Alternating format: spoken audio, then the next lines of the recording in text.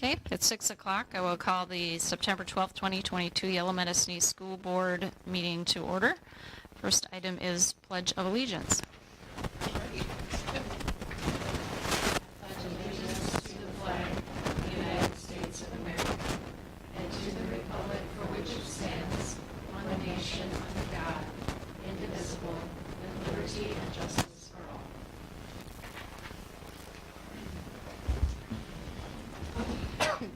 Next item is roll call of board members. We'll start with Director Winter. Ron Winter. Amanda Lacey. Jeremy LeBlanc. Sonia Peterson. Sharon Rupp. John Odegaard? Matt Semple. Members all present. Next item is approval of the agenda. I just have a couple of things we're going to just switch around here under reports. We'll have Burt Rating Elementary report first, and then the Wyoming Middle School, High School board report second. And then I would also like to add or move up item 9.1.13, that approval of employment. I'm just going to add it in with the other approval of employments at that point. So no other additions or deletions. So is there a motion to approve tonight's agenda? Motion to approve tonight's agenda by Semple as amended. There is a motion. Is there a second? Second by Winter. There's a motion and a second. Any discussion? Hearing none, all those in favor say aye. Aye. Opposed, no. Motion carries. Next is reading of the Wyoming mission statement, and tonight Sonia will read our mission statement. Our mission is to provide a caring environment of high expectations that prepares every student for a successful future and instills the value of learning. Thank you. Next is public address to the Board of Education. Okay. No written addresses, okay.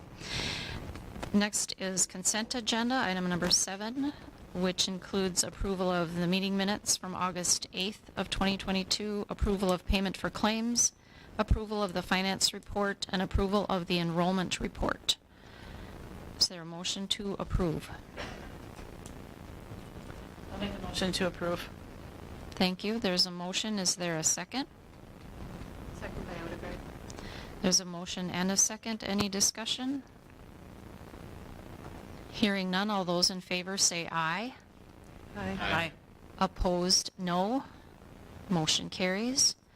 Next item is reports, and we'll start with Burt Rainey Elementary report with Mrs. Hanson.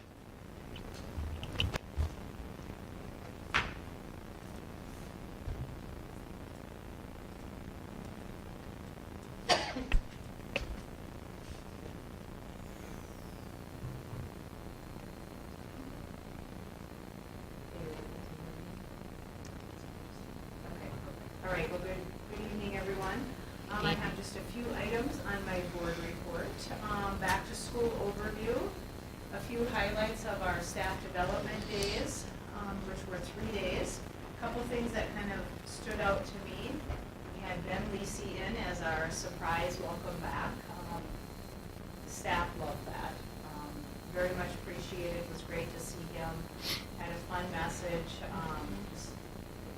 It was really good to see him. We also added in something this year that we haven't done for quite a few years, but we allocated some time on that third day for paras to come back and meet with their special ed caseworkers, and then also we allocated time for gen ed to do the same. So in the past we've had parts of the 3 days here and there, but we really made it a point to have a chunk of time that they'd be able to have those meetings, and that was very well received. I think it really made our paraprofessionals feel much more prepared coming into that first day of school. Meeting the students that we're going to work with, and the caseworkers were able to answer some questions for them ahead of time. Back to school night at Burt Rainey, unofficially, we had a of all of our students had a significant person from their life show up for open house. Many of our students had more than 2 adults show up, but that was a very high number. I know if you can recall from your elementary time, when you come in, you get a packet, and we usually have them all organized alphabetically on a table. We were literally down to like very select few that were here, and some of them I already knew were not able to come. So great turnout for open house at the elementary. I also included a copy of our ECFE fall events schedule, which you should have a link to. Our first fall class is coming up next week, Amazing Apples, and that will be pretty much, that'll be tomorrow, and then in 2 weeks again on Tuesday, they'll have a follow-up. Pumpkin Patch, Harvest Festival, and also a Gingerbread Friends one will be held at the beginning of December. You may recall a few years ago we adopted Seesaw as a communication tool for our parents. And on Friday I asked classroom teachers approximately how many of their students were connected by a Seesaw. So like if I'm a third grade teacher, as a teacher and as the admin, I can go in and I can see that teacher's class list, and it would say like Sonia Peterson, and it would have an area that would tell me she had not registered for her child in that class. We're close to 97% of our parents have registered on Seesaw, which was actually a little bit higher than I had expected. And a few that are not are represented by, we have a couple families that are new to country, and they're just getting internet going, and so we're using other means of communication for them. And there are a few others that just do not have internet, and so we do more of a paper copy. But very high number as well for our Seesaw connection. Our new math curriculum is in, and we did our first training on Monday, August 22nd. And all staff that taught math were encouraged and invited to come in for that morning. It was done virtually, live, but virtually, so they were able to ask questions as we had, and then there was some work time following that so they could collaborate with grade levels. Right now, on Friday, I had asked for just, how are things going? So right now we're collecting what you need to have the curriculum be successful. Are you missing anything? Are you struggling with any parts of it? And so just now starting to get feedback. But Stacy and I will be working through that and just making sure they've got the support that they needed. I had a couple of my teachers today visit with me about one of the lessons, and they said that it was very rigorous. They gave an example of it was one problem, and within that one problem there were 20 parts.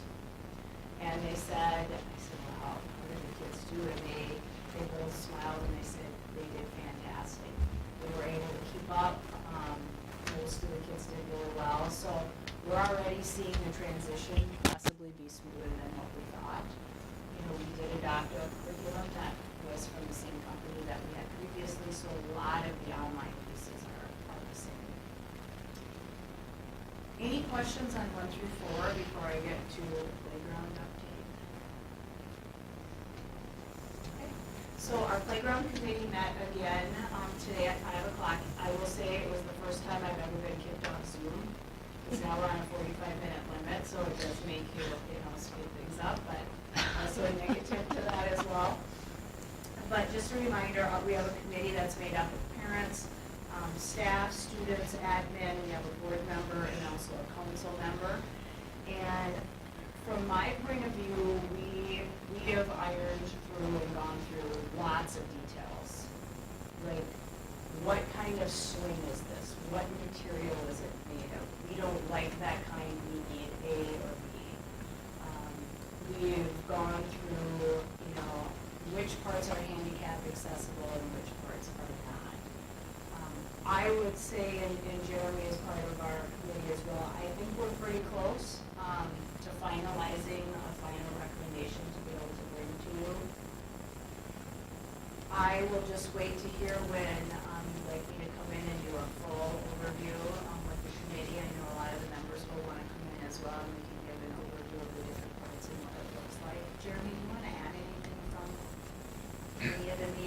No, I guess it's not going to be cheap. I just know that much. I mean, you want to prepare everybody now. It's a pretty big undertaking that we're looking at here. But the committee has been really diligent about those things, and then what the students are really interested in, and what will fit the needs of our students the best. So, Our committee is made up of a wide range of everything from preschool to upper elementary to special education instructors that work with different age of students. So I'm excited about it. Like Jeremy said, it is definitely not cheap. I've been able to see the line items as they come in, and there's a few sticker shocks for sure. But the company that did our preschool one has been great to work with. After every meeting, I typically send them a list of questions. Usually within 2 hours, I have answers back. I had Zoomed with the engineer this morning and just went through a few more specifics, and he was able to answer those for me right away. So very active committee. They bring up great questions. yeah, there's been a lot of feedback. It's been really good. I am planning on this week, now that kids are back in the building, showing more of the kids. Some of we've got like short video clips that represent quite a few of the pieces and some photos, and just get some of their verbal feedback on what they think of those as well. And so I'll be able to bring that to you as well. Any other questions for me? Any idea what lead time on the playground would be? Great question. I asked that this morning, and I said to the engineer, I said, so hypothetically, if we had a green light before Christmas, could I be on your June calendar? And he said, absolutely. And he said, actually, that would be almost ahead of the game with some of the schools. He said he still has some, and I think about what we did preschool one, that kind of, we didn't have a large lead time for that. But he said with this, they'd be able to get everything ordered. Contractors on the books, of course, the biggest one is going to be carrying over and then prepping the ground and getting the pieces in. When they order the pieces, they actually bring them to their warehouse, and then they install them there, and then they haul them out. So, yes. Because he even said, well, maybe you'd want us in May, and I said, unlikely. I said, we really need that playground for the kids, but I said, June would work, so it could be ready there. How long, did they give you how long it takes to assemble? It will depend really on what we decide to do with the base. If it's a mixture or all of the rubber base, that will. That was the one question I had, was what is going to be the base? But is it going to be stuff that's going to get tracked into the buildings or anything like that? We'll have to when we come in, because we've had the specs done. Because the one option, when it's all the rubber base, is much more expensive than if you do the rubber base paths with the wood chips. But we will have both pros and cons and the cost. And one of our committee members, which is a parent committee member, has some experience with like refilling the wood chips. And so that is something that they've had to do every couple of years with the organization she works with. So we're actually getting prices on what that will look like too. So what does the preschool playground have right now for the base? Full rubber base. And how is that going? Fantastic. Okay. So that's a good, Trains, helps melt the snow. If you haven't walked on it, you really should. Sometimes it's got a little bit of a give. Our preschoolers love it. It's bouncy. Yeah, it really is. And it's used all the time. In the evenings and weekends and Yes. stuff, and we did install camera right over it.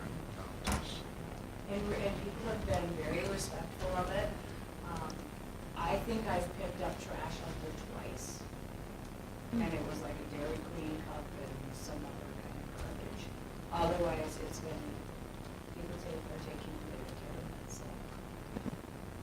Good.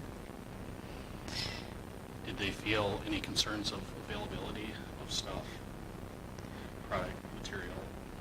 Not right now. And I think, well, I mean, that can change, but even, they have our specs down and some of the pieces that we've picked out. None of those he has expressed any concern about.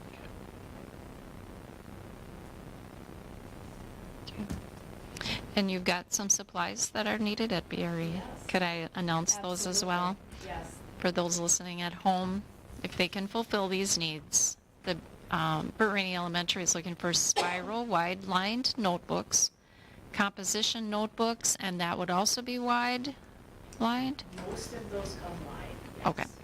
And then Kleenex. Very important. Always Kleenex. Yes. Okay. Okay. Thank you, Mrs. Hanson. And I would like to introduce Yeah. Mrs. Jana Anderson from the first board meeting. She has hit the ground running and has some additional things to share with you tonight. So, Wonderful. you're all yours. Thank you, Mrs. Hanson, and welcome, Mrs. Anderson. Thank you. I'm really excited to be here for my first board report. It'll be short, just kind of getting into things. So I'm just going to kind of first review our first week. We had a lot of excitement and routines kind of being developed our first week with staff and students. And I heard, I think from staff and students, anybody I talked to, it was always a positive on how the week was going and how it went, so that was really nice to hear. The last 2 weeks, there's been a lot of schedule changes, based, a lot of student choice, and then also just conflicts, and trying to resolve that. But now, today, or last Friday was the last day for student choice to make schedule changes, so there happens to be any this week that would need to go through a teacher approval and admin approval in order to get that change. Last week we also started a new SEL curriculum, social emotional learning curriculum, to be done in our advisory, and that's called Move This World.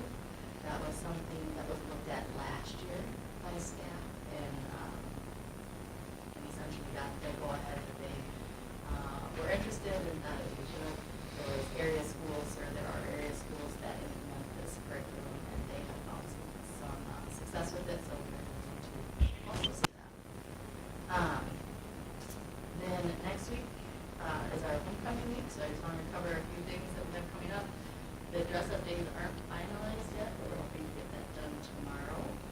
But coordination will be on Monday at 2:15 on that September 19th. And then at the end of that week, we'll have an academic awards and a pep fest together. Both that Monday and that Friday, that will essentially run a early out schedule so that kids still get, time in each of their classes. And then throughout that week, on that Tuesday, September 20th, we have the blood drive that's going to take place. And picture day is Wednesday, September 21st as well. So that's kind of what I have for a review. But as far as for myself, I really enjoyed my time. I don't know why I just got emotional, but there's a lot of great students and staff here. I don't It's okay to be emotional. We love it too. Well, it's good it's positive emotion. Yeah. Yes. Around. That's good. Yes, I just, I've enjoyed getting to know everybody, and everybody's been great to work with and supportive, and just kind of learning the ropes and the procedures of how everything goes, and just having a really good time and happy to be here, and hope for smooth sailing for the rest of the year as well as, I feel like so far that's good it's been going, so. That's awesome. Great. Great. Glad to hear it. Yeah. Yeah. We didn't even make her do her school song. Oh, we forgot that. We forgot. Lisa, you'd have to do it with her. Yeah. Yeah. See, we were nice enough to tell her we were kidding with Brennan. We forgot to tell her we were kidding. That's right. So, He was trying. Yeah. I don't know that I could ever do something like that. That's not in my wheelhouse. Skills. That's awesome. Do you know if the middle school, high school needs any supplies? Like we named off a few things No, at I elementary. have not heard of anything Okay. yet. I guess nothing's come across my desk. Okay. I don't know where. This is a great place to announce that. So, Yeah, good to know. yeah. I think they're always looking for boys' tennis shoes Yeah. too. So, yeah. You might have a few, Sonia. Okay, sounds good. You Any- sleep good at night, don't you? Really tired when you get Exhausted. home? Yes, they've been long days, It's a that's different- for sure, but it's, like I told my husband, they're really long days, but so far I've enjoyed everything I've been doing, so good. Yeah, it makes it a lot different, you know, it's, Yeah. Great. As long as you don't go home crying. Yeah. That's good. That's good. Or if I do, hopefully. Good with a happy smile on your tears. face. Yeah, happy tears. Any other questions for Mrs. Anderson? No. All right. Well, thank you very much. Thank you. Hopefully many more to come. Yeah. Okay. And next up is district report with Mr. Schneider. So just a little update on our finger scan that we're using for our lunch program. That really speeds up things. Of course, it takes a while for people to learn how to do it. I've been down there several, the younger kiddos struggle with it a little bit more than the older kiddos do. But I've been down there several times to watch. It's going pretty well, not perfect. We did have a little bit of a log jam, so we're going to try something a little bit different with just the preschoolers. But eventually we'll get the preschoolers in there too. It's just really hard, teaching them to hold the tray and then it's a lot of little nuances for those kiddos. Put the tray on their hip and then put your hand on there with the pointy finger. It's just, You have to give them the tray first? yeah, you have to, because for it to be what type of meal? USDA acceptable, Oh, okay. reimbursable meal, we have to see what's on the tray. Oh, So, okay. yep.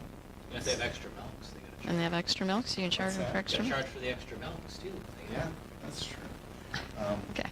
But we've already started what's it called? It's not shared table, but basically it's a shared table. Mhm. So anything can be reused or reappropriated, shall we say. Building updates, as you can see or feel, the HVAC is working here, but it's not working everywhere. And then we welcomed BRE to this problem late last week, with the same part. So we'll do the best we can. What'd you call it? VFD, All right. VFD, a variable frequency drive. drive. So it's something for the motors, right? And the exhaust fans and stuff like that. And so that, we haven't been able to get those delivered here, and we don't even have a timeline on them yet. We assumed it was going to be, we had a soft one at the beginning of September, but never showed up, and so we keep calling, and I don't know, at this point, I don't know where we're at with it. Obviously, the roof hasn't started, so that's scheduled to start now, September 26th.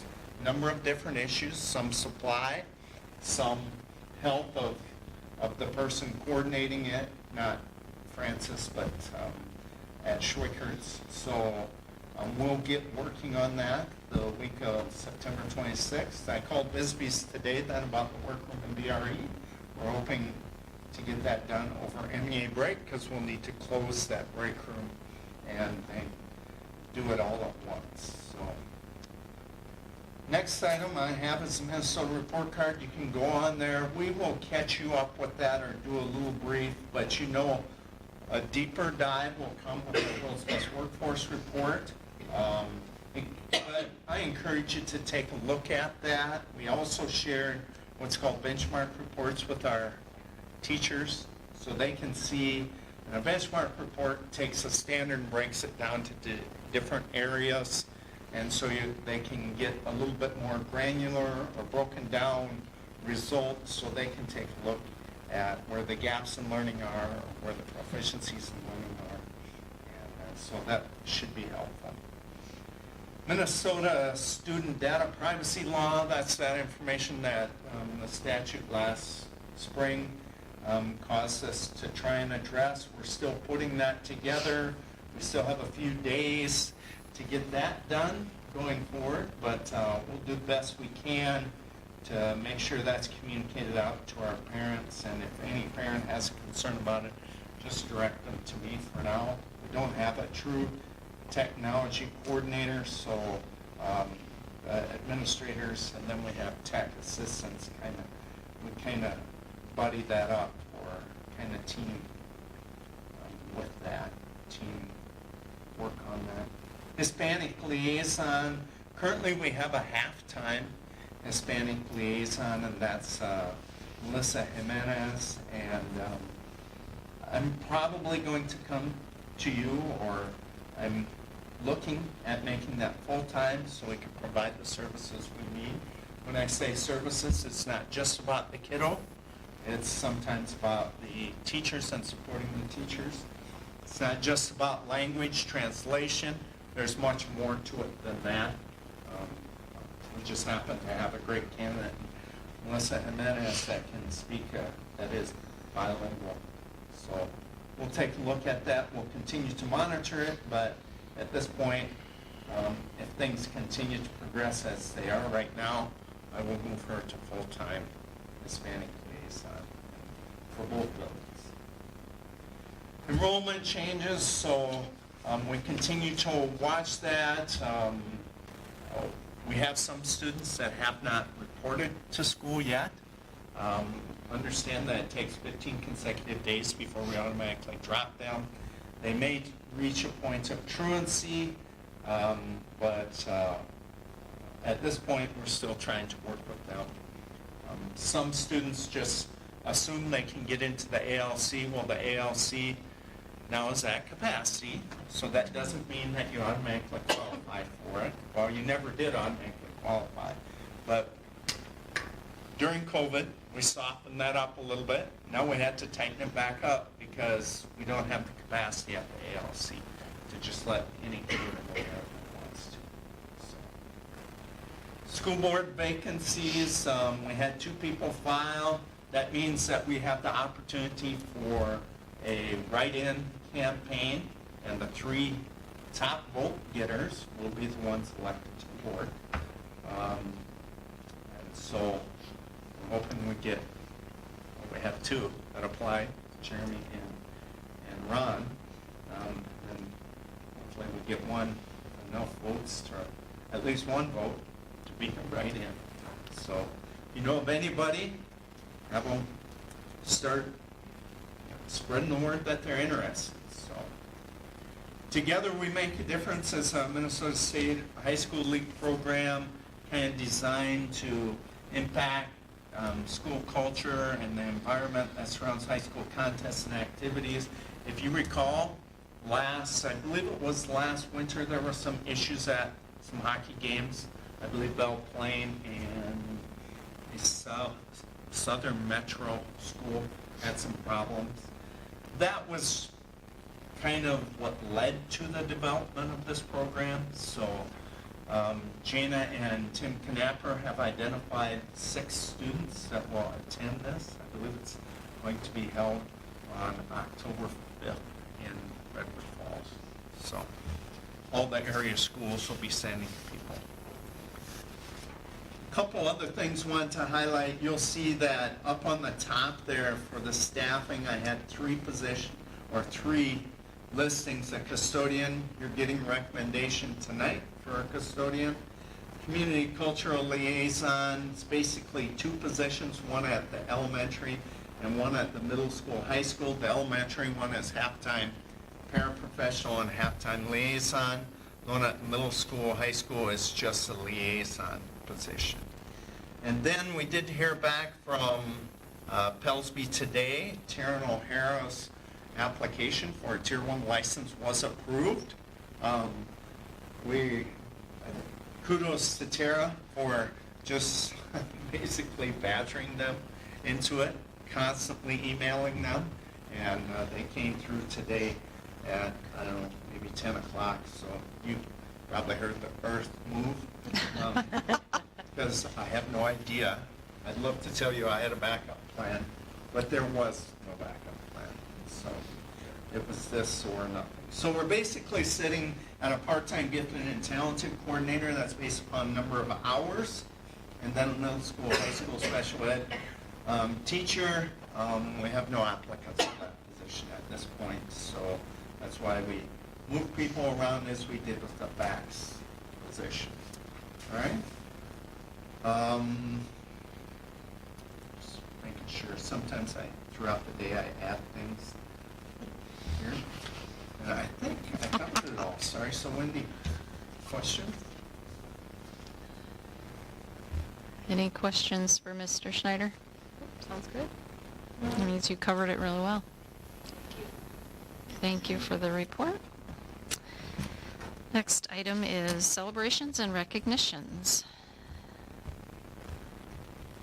So from Burt Rainey Elementary, thank you to Crystal Enningaff for her expertise in keeping the district website updated. Your time and efforts are appreciated, and I'm going to second that too. It's a great website. It's designed well. So thank you, Crystal. And thank you to Terry Paulson for being the backup gardener at BRE and for assisting with watering our flowers. We appreciate you assisting us during our absence.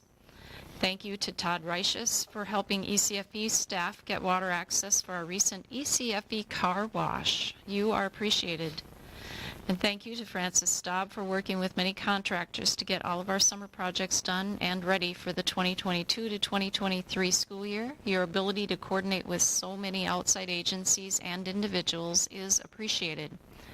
Thank you to Tara Miller for all her expertise as the district switched health insurance companies.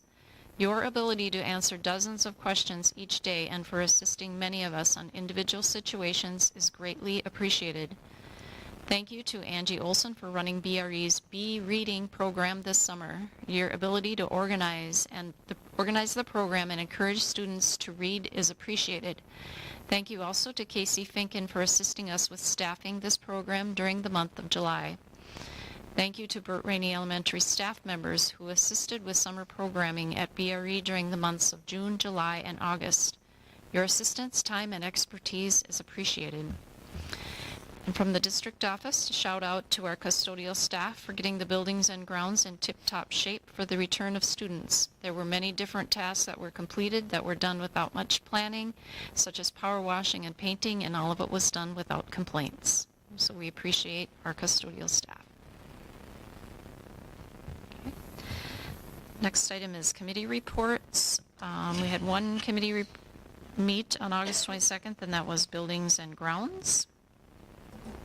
So who would like to bring the rest of us up to speed?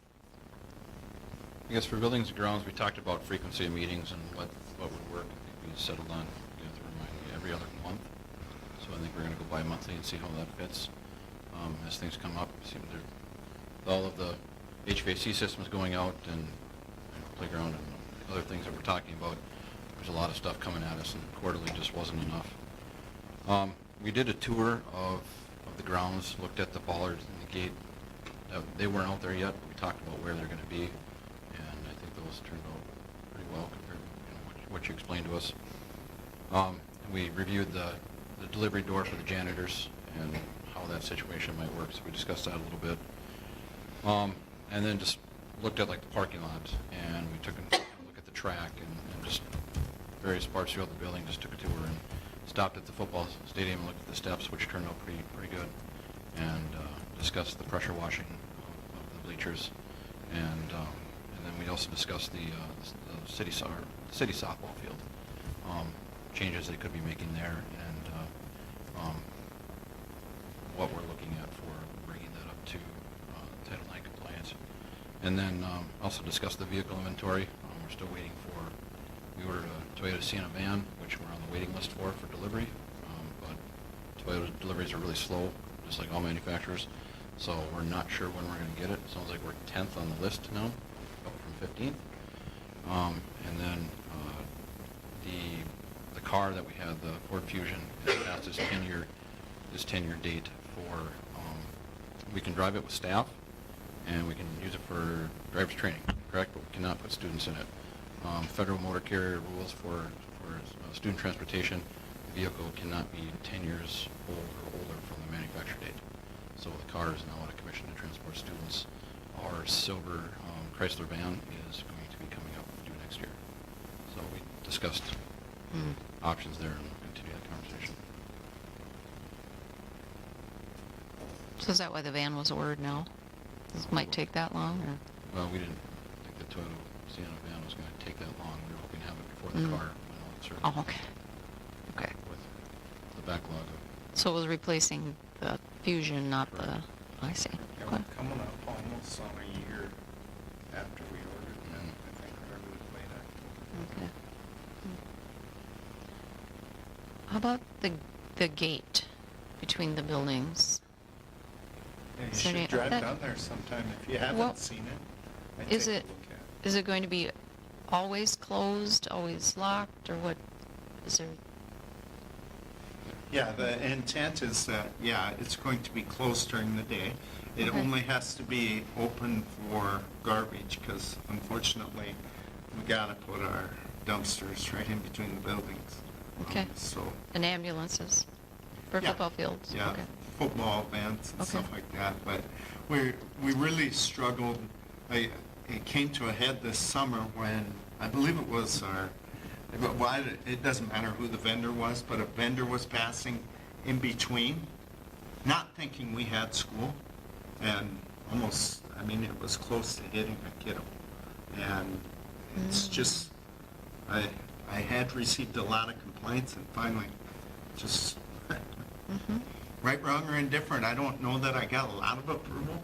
I just did it because I thought safety was, Absolutely. but Is it locked? yes, it's locked. Yep. Okay. It's got a, I don't know, what would you call it, a rod? And then the key is a key, just like the front door. No, I think it's a great idea. It's a great I addition. think it looks pretty good. I mean, stainless Yeah. steel. Yeah. You know, something we Yeah. discussed was emergency services, to get back there if need. I know there's a lockbox by that back door. Perhaps we can put a key for that lock in that lockbox for emergency services. I didn't know there was a lockbox. Okay. So that if they have to, they'll get it open Okay. one way or another. Yeah, that's why I said, they drive through it, that's fine, I'll pay for the damage to the truck, or our insurance company will pay for the damage to the truck. Okay. Thank you for that report. So then we're on to new business and our personnel items. We'll take the resignations first as one motion. So our resignations include BRE paraprofessional Casey Finken, middle school, high school paraprofessional Chelsea Niemeyer, Minnesota Honor Society advisor Leah Schuler, and student council advisor Kim Hafer. So we have 4 resignations. Is there a motion to approve? Motion to approve the leave requests and resignations by Zempel. There is a motion. Is there a second? Second by Winter. There's a motion and a second. Any discussion? Hearing none. All those in favor say aye. Aye. Opposed, no. Motion carries. Next, we'll do leave of absent request with elementary teacher Annie Jo Voorhees and custodian Anthony Birding. Is there a motion to approve the leave of absence requests? Motion to approve by LeBlanc. There is a motion. Is there a second? Second. There's a motion and a second. Any discussion? Hearing none. All those in favor say aye. Aye. Opposed, no. Motion carries. Then we have a number of new hires. So I'm going to take all of the new hires as one motion. So we'd like to approve the employment of a 0.57 FTE fax teacher, Taryn O'Hara. Approval of employment for elementary teacher Danielle Olson. Approval of employment BRE paraprofessional Samantha Halverson. Approval of employment for middle school, high school paraprofessional Rochelle Ladwig. Approval of employment a 0.5 liaison and 0.5 BRE special ed paraprofessional Sophia Blue. Approval of employment a community cultural liaison Starla LeBlanc. Approval of employment Minnesota Society advisor Samantha Plasek. Approval of employment, Student Council Co-Advisors, Kari Coulter and Dylan Lindstrom, and the approval of employment, Custodian Andrew Habercorn. So is there a motion to approve those employments? Amanda Lacey will make that motion. There is a motion. Is there a second? Second by Odegaard. There is a motion and a second. Any discussion? Hearing none, all those in favor say aye. Aye. Opposed, no. Motion carries. Next items are items 9, 10, 11, and 12 to recognize volunteer football coach Josh Gurton, volunteer football coach Will Stark, volunteer football coach Brandon Mensink, volunteer football coach Dylan Lindstrom. Is there a motion to recognize those volunteers? Motion to approve by Odegaard. Second by Peterson. Thank you. There's a motion and a second. Any discussion? Okay. Hearing none, all those in favor say aye. Aye. Opposed, no. Motion carries. Next is approval of contract agreement with Athletic Director, Community Education Director Tim Knapper. Is there a motion to approve? Motion. Motion to approve the contract for Tim Knapper by Zempel.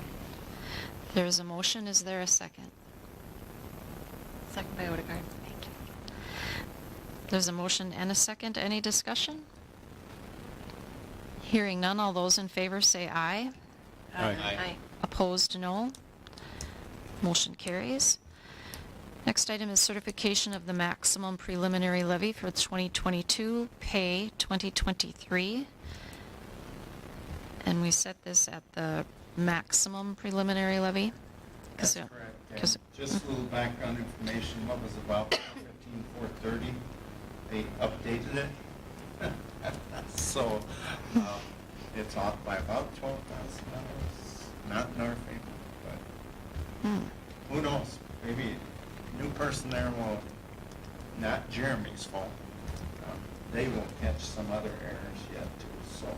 But this Okay. maximum preliminary levy allows you to reduce it when we approve the final levy in December. Any significant changes you want to highlight? We are increasing about 103,000. The last report I looked at, it was about 90,000. It dropped a little bit. Some of that is inflationary factor that we're getting for the referendum. So that's increased it quite a bit. And then we are getting a $60,000 that looks like a hold harmless from the age of money limit. That's an adjustment into this. We did have to go out and levy more for fuel because we had another year of large expenses. So we are levying about $105,000. Remember that just goes on the Cool. former Clarkfield School District, but they are taxpayers too. Mhm. So yeah, we're up about 91,000 right now, the last report. Again, these numbers will change up till December when we approve the taxation. We're just recommending the maximum. Okay, thank you for that explanation. Is there a motion to approve certification of the maximum preliminary levy for the pay, for 2022, pay 2023?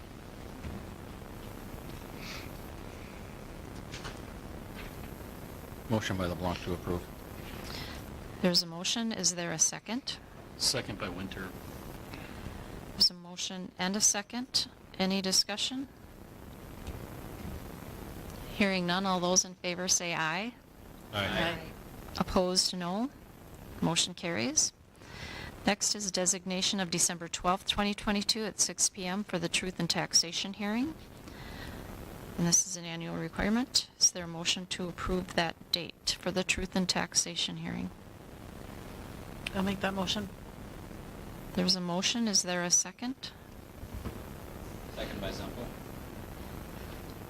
There's a motion and a second. Any discussion? In years past, we've always ran into a choir concert on that night. Do we know if there's, I have no idea. if there's, that's Okay. planned out yet? Good question. It seems like They're all scheduled, what night is it? December 12th. I think what we've done, Haven't we like, because that one has to be at 6. Taken a break? sometimes started our meeting at 5:30, done truth and taxation, come Mhm. back, and then we're done by 7 or whatever time. Mhm. yeah, I think you're right. Maybe we'll look out on that night. Yeah, it seems to always fall on the same night though, doesn't it? I think for about 4 years in a row. Yeah. Yeah. Well, that's probably because the second Monday is when we always have our meeting. We don't have to look right now, I was just kind of curious, because it seems to always happen. Well, it's definitely something we'll have to So talk let's- about in Let's November. Keep that fresh in our mind though, so Yeah, that if we we'll need look to at it. adjust that. Less, yeah. Okay. Okay, so there is a motion and a second. Any other discussion? Hearing none, all those in favor say aye. Aye. Opposed, no. Motion carries. Next item is to commit storm insurance proceeds to playground reconstruction. So, That's, can I give a little yep, back let's talk about here? this a little So, bit, yeah. We have about roughly $455,000 that unspent from our insurance settlement. We may still get a little bit more yet too. We do have at least one outstanding bill from Sitelogix. We're waiting to close that out until we know for sure that where the insurance stands and Sitelogix stands. We think that'll be it, but it's a little bit of leverage to get more from our insurance company if needed. So what we would like to do is to set aside or commit some of that money that is currently now in the capital outlay funds into a committed account within general fund. Now, I put on my report there $300,000, but I probably wasn't paying attention when we had playground meetings that maybe that amount has gone up. I just went through my memory on Well, I that, which think- sometimes fails me. Yeah, I think as far as cost of the playground, we kind of had it, when we started, we had a general 300,000, that's kind of what we thought it was going to take. And I think those numbers were based off of probably before a lot of the inflation was starting to take effect. So I think low end quote we have right now is around 350,000, and the high end is in the 450,000 range, depending on what we go. So I think 300 is low.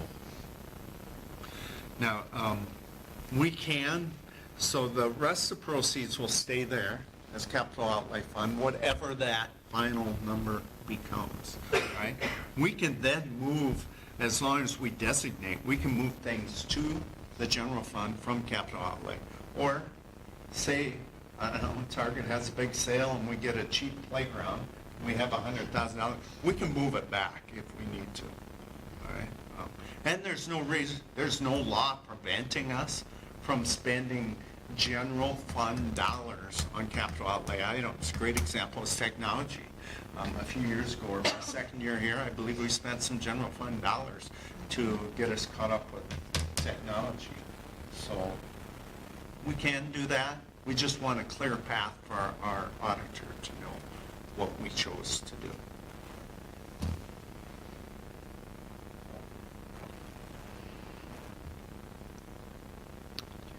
Any other questions or thoughts?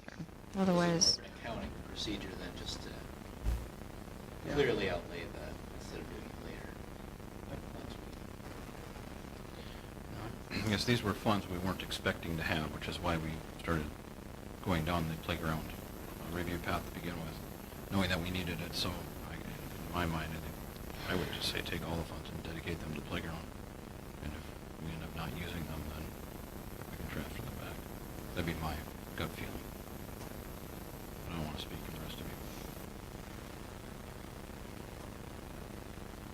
What, we have some other unsuspected outlay that we got coming up. We got track, which has issues. Yeah, that's not gonna touch that, you know? Right. Tim's gonna get that fixed. It's about the same ballpark, isn't it? Wasn't it 400? Yep. At least. mm. That's gonna go up too. So- How much that 7,000. So we're not talking big dollars here. So I would guess EMC's gonna come in pretty close to that too. Yeah, we don't know the MC's settlement yet, but I think there's one more check coming.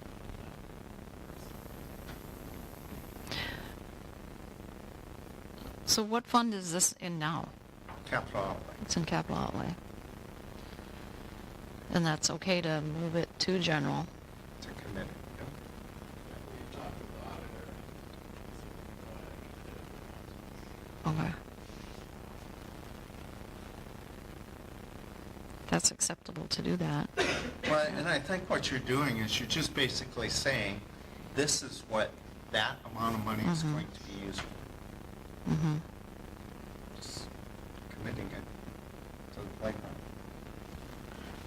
So you think So- there will be one more check coming, plus we have a bill of around $7,000.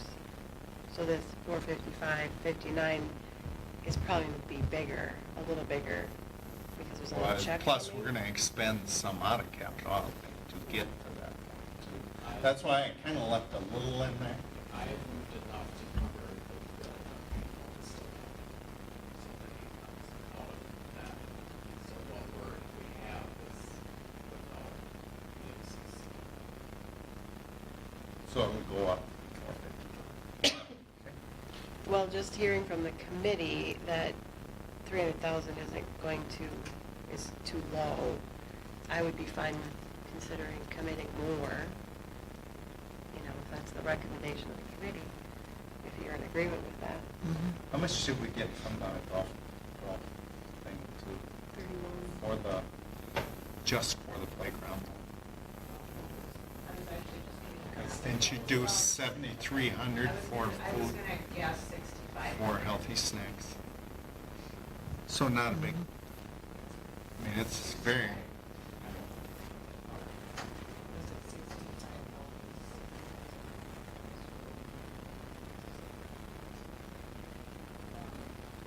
I think right around 6,500. okay. Oh, not a big, Okay. get you one pebble. Just So- a question for thought. So say we didn't dedicate all to 455, just for talking purposes, 400,000, and we spend more on the playground, we could take some of our capital. You sure can. Sure can. And you actually probably could borrow against the capital outlay for future years, not, in other words, you'd be spending out of general fund and then paying back general fund with capital outlay with future revenues. Now, we don't want to get too far out, but because then the operating or balance will be off, because we got 1/12 we have to keep.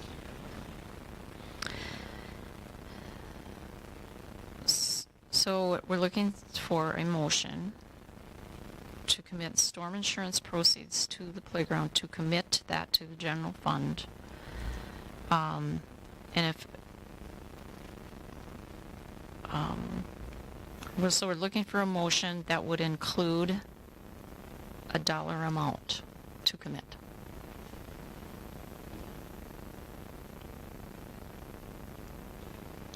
Do we need to commit those tonight, or can we commit once we've got the recommendations for, like, I think it'd be cleaner to do something tonight, at least give them a target amount. And We would like to get it committed so that we can know for, clear out fiscal year 22 where those funds are going to go from. So that, you guys are committing tonight for the audit for the following fiscal year 2022, that we've designated these funds already? So either way, I mean, is right now it's sitting in capital outlay, and that's where the money from, for the playground is gonna come from anyway, right? So it is, except we're going to create a different tracking system for this committed Committed. fund. So Yep. it's not calculated in anything else. Gotcha. And then once the funds are Okay. spent, whatever's left over, if there is any, So if we we, can Where put we back want. where we want to. so if we undercommit and the playground costs more than what we commit, it's still gonna come out of capital outlay. Well, yeah, have to be careful and not get us too far in debt with our capital outlay. I think Okay. what I'm trying to say is, in my mind, it's a budgetary decision. If we want to add more to it later, we could. I'm much more comfortable underspending or giving a budget that they have to live with that doesn't overcommit. Okay? I'm not trying to pad the capital outlay budget with $55,000 or $155,000. Oh, I'm, Is it yeah. realistic to do what Jeremy recommended and do like 400,000? If 350 is a minimum and it's always gonna cost more, 450 is the top, I feel like the No. committee needs, 500's the top. 450 is the number 2 choice. There was a Yeah. scenario that she gave me Yeah. was $1 million. That's the Cadillac. What do we have though for insurance proceeds? It's 450. and 450. About is what we're approximately. expecting. Right now. So that would be our top that we can commit over to this month. Then I just have a question too, like, the track was brought up. So when it's time to redo that track, where's that money coming from? We'll have to look at it. Remember, some of our projects that we're talking about with Sitelogix, if that's what we choose to do, that could be one of those projects that fits into the levy leveling, The neutral. levy Or neutral. Yeah. Not saying that that a new playground is not needed by any means, but so is that track. What You know, so I bothers- just want to make sure when the time comes, there's money to be put into that track or, what bothers me about the playground is not ADA accessible, and we need to get this done. It's long overdue, Mm-hmm. and I get what you're saying about the track, but I don't know how old the playground is. Well, that was just an example. of it. 27, We've right? got- 27 years old. Early 90s. Yeah. Mm-hmm. I just feel like that making it ADA accessible is going to be so much better for so many students that I'm willing to commit what we need to make it happen. I think, Jeremy, you said this is money that we didn't Expect- anticipate having, so It's a windfall. it would, It's a windfall. So Why it's kind of would a, we do it right? yeah. mhm. So I think it's a good purpose. I'm not questioning that at all. Right. I mean, there's But I lots think of good it's- purposes. Mhm. Could use the money or portions of it right, that was kind Mhm. of what I was going at for. too. And we've got Mhm. a lot of capital outlay expenses coming up. Mhm. The problem is you can't do both. We can't do half a track and half a, Really, why not? Can't because just, there's you know, no, I know, just we're, kidding. Right, we'll have things we need to address next year, no matter Yep. what we decide with Sitelogix. So, right. Okay. including vehicles. We did talk about that too. So we have to come up with a chunk of cash for vehicles. Mhm. So we can designate funds to multiple areas. You sure could. You sure could, but then you wouldn't get your playground done. Right. Well, we need to finish. But if we say 400,000 to the playground, and then you have that 55,000 left, that can't, I mean, we can't say that money is going towards this. You know what I'm saying? Require another board action. Right, we just take another action. Okay. We just have to do Designate it to different funds. a Got it. second commitment or Okay. designation. Okay. And so now you need an action? You need a motion. A motion. That will include a dollar amount to commit. Sharon, in Yep. the motion, I guess we would like it to say fiscal year 22 committed, that those are going to be committed in fiscal year 22 for. Okay. This is the last meeting we do that in, correct? This year, designate fiscal year 22 funds. Well, he's working on the audit, otherwise we have to redo some things. It'd be nice just, So the auditors are coming beginning of October. Right. So this would be I still have. this is the last meeting we can do it at logically in order to allow you the time to prepare for the auditors. Sure. So if we said 400, Lisa, are you nervous we wouldn't be able to get what we want?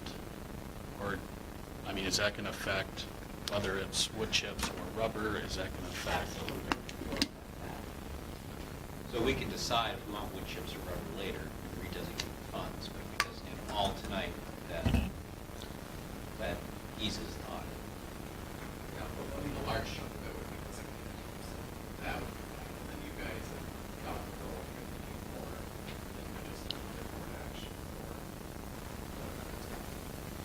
And my original thought was our committee will bring in recommendations, all of which I think you'll be able to tell the difference in word quality or, you know, how expansive the playground is. And then the board can even, you know, you're gonna have to decide how much based on those final quotes. Because one thing I'm finding out is there's always variables. So like tonight, we made a decision to switch up something. Well, I now know that rubber base has to be wider, so that's gonna add another $500. But we took out something else, you know, so there's a lot of things that you'll be able to decide, whenever you ask me to bring the committee in, we'll have photos and a, you know, a full presentation. But the biggest thing, like Ron said, is going to be the base. I think that's where it's hard, is we're trying to give a number, not knowing what the number is going to be. So I mean, if we designate full 455, Right. tonight, we're not limiting ourselves as a board to make a decision for a cheaper playground. Correct. no, And just we'll we have can to move it- pick from and move those it. things to keep it under 455. Right. Or, Well, I mean, that's all the funds we have, we can designate right now. That's the windfall. So that clears up the audit. It might require board action to move it later, but that's up for the future board to decide at the time. So, I mean, Are you making that motion? I'm thinking I'll just make a motion to move the full 455 to designate it for playground equipment. But remember, we've got one more bill. We've got one more bill. It's already. Well, that was It's the. already- the He's already 455 included that was 7,000. It's already been set aside. After that was Yeah. factored. Okay. Correct? Because I deferred enough to cover. Okay. Because the board action would just require us to move the money back, pay the bill Or pay it from a received, and different then- account. or pay for a different account depending, correct? So you would like the motion to include a dollar amount? And what else was? Fiscal the- year 22. Committed in fiscal year 22. Oh, okay. That's your motion? And that's where we got the funds.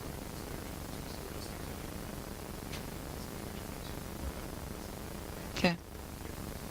Go for it, Matt. We'll make a motion to commit $455,000 to fiscal year 22 for the purposes of the playground equipment reconstruction of the additional storm insurance proceeds. Sound good? Okay. So there is a motion. Is there a second? I'm a second. There's a motion and a second. Any other discussion? Hearing none, all those in favor say aye. Aye. Aye. Aye. Opposed, no. Motion carries. Next item is approval of athletic trainer services agreement. This might take a little discussion here. Tim, interject as frequently when I make mistakes. We got approached late August about Avera's Desire or Big Stone Therapies, which is, what we call that subsidiary of Avera. But anyway, to change from a free model of providing athletic training services to us to a fee model based upon the number of hours at the rate of $20 an hour. Wasn't just us, several of our neighboring schools also the same. We found record in 2018 that the board approved this. The agreement or to go into partnership with them at no cost. Obviously, that has changed now due to the costs or whatever. Doesn't matter what the cause behind it is, but so we got approached. So, questions? Could you explain what the 20 hours a week would look like split between the sports? Is it like just the home games, or like what are they? We started with almost 40 hours a week, and we've shared our trainer recently with Lakeview. I think they're supposed to be at 16 hours, and we were at 34 or 24. But mainly, I mean, we very few home events have we not had coverage. This would obviously change that. We try to do even. I don't want to say we're going to have enough, hopefully some, but they're, prioritize football game over against match for obvious reasons. But yeah, I don't know. There's not a lot of specifics in the contract as far as just the 20 hours.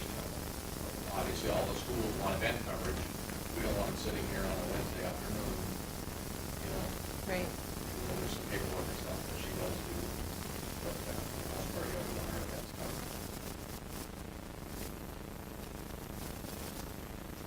Do we get a guarantee from them that they would cover the events that we want covered? Do we enter a contract? I guess at that meeting, they understand what we want, they're gonna do their best. Part of it is, they don't know what the event is, I mean, we don't know now than we did at the meeting, but they don't know how many trainers they're gonna have. That's gonna be based on how many schools, and we have 20 hours, 30, I don't remember the commitments. They've gotta keep them busy for 40 hours, so they might go out and find another school to service, to fill some of those hours, to make a difference. But Do if they- they know what we want, then they're gonna do their best to cover, just like they do now, as many events as possible. But, even talking to Cassie now, she knows that she won't be around to do tennis matches, which she usually does, for example. She'll miss, again, they understand priority, probably collision, contact sports over non-contact sports, but that doesn't mean she won't be around for some baseball, softball, tennis, those types of things. But it probably won't be all of them, that, So our head coach is trained. Sure. They have to take a 20-minute tutorial, for the coach's education program, renew it every third year, where, they know the basics, but as far as diagnosing, actually even Cassie, our trainer, can't diagnose a concussion. She's a lot more skilled at it than any of our coaches probably are. I mean, we do have EMS in a lot of our Football games, varsity football games. varsity football games. So will this trainer be used more for contact sports outside of where we don't have EMS coverage? I would still say, have him around on Friday nights at home game football, varsity football game would be priority number one. And you could argue, it's obviously 6 years ago, we didn't have a trainer, so EMS would cover everything. That coaches did, way now, so. But also, you can make the argument that now we have become dependent upon it. So our coaches are not making those decisions right now, in most situations. So they'll be referred to doctor and not return to play until they're cleared by a doctor. I would expect that's going to happen a little bit more because we're going to be a little bit more cautious, I would guess. Our coaches are just less familiar with it. Right. But if we're not getting complete coverage at all of our events, our coaches are going to be making those decisions. That can happen anyway, yes. So even like football, I mean, I know we've had discussion on numbers of coaches before. Isn't that one of the reasons we carry more coaches for football, because it's a higher impact sport, for instance, more risk of injuries? Right. That's one of the determining factors when it comes to Which sports were primarily covered before?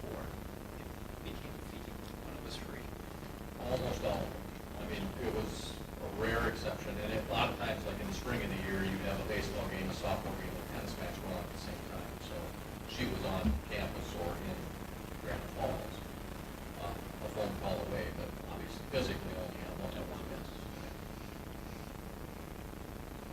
And would we have that same coverage if we had multiple events in town, where we could call and have them move from one site to another site, same as we do now? Yeah, and that's what happened in those situations, you know, when you have 3 events going on and you have a kid that, you know, possible concussion, broken home, she was going from the tennis court to the softball field to take a look at. So then say we're sharing with Lakeview and they have a home football game, and we have a home football game. Is she? They would look at that, so currently, is there 5 trainers? Or is there 4 trainers that serve 5 schools? Well, they lost one, so. But, I don't know if you've noticed, but occasionally we'll get a different trainer for a Friday night football game, and that might be because there's a big event going on in Marshall, you know, that our trainer was at, but then they would try to sub in, might be somebody that serviced Movasso, or TMB, or RTR, that didn't have a home game that night, so they would ship them up here. So we haven't in 5 years gone without coverage at a home football. Right, but we haven't had to pay for it. There probably was more athletic trainers at the time, so if it does drop down, definitely could be a different possibility, so. Have we been sharing a trainer in years past, or is this the first year we've shared the trainer with other schools? Gradually, we've lost some hours. 2 years ago, or was it last year, when RCW, they were just trying to expand, you know, I mean, Avera's in a different spot right now than they were even a year ago or 2 years ago, you know that. So they were trying to reach out, and Bold was getting a few of our hours, RCW, and it was like, not very many, like 3 hours a week, you know, but she'd be gone in an afternoon because they told her, you're gonna be here, you're gonna be sicker. But, yeah, a number of trainers left in the last 2 years, so they're finding it hard to fill those positions. And they're not gonna keep filled at 20 hours a week, that's why they need to maybe go out and find some more schools to fill their schedules.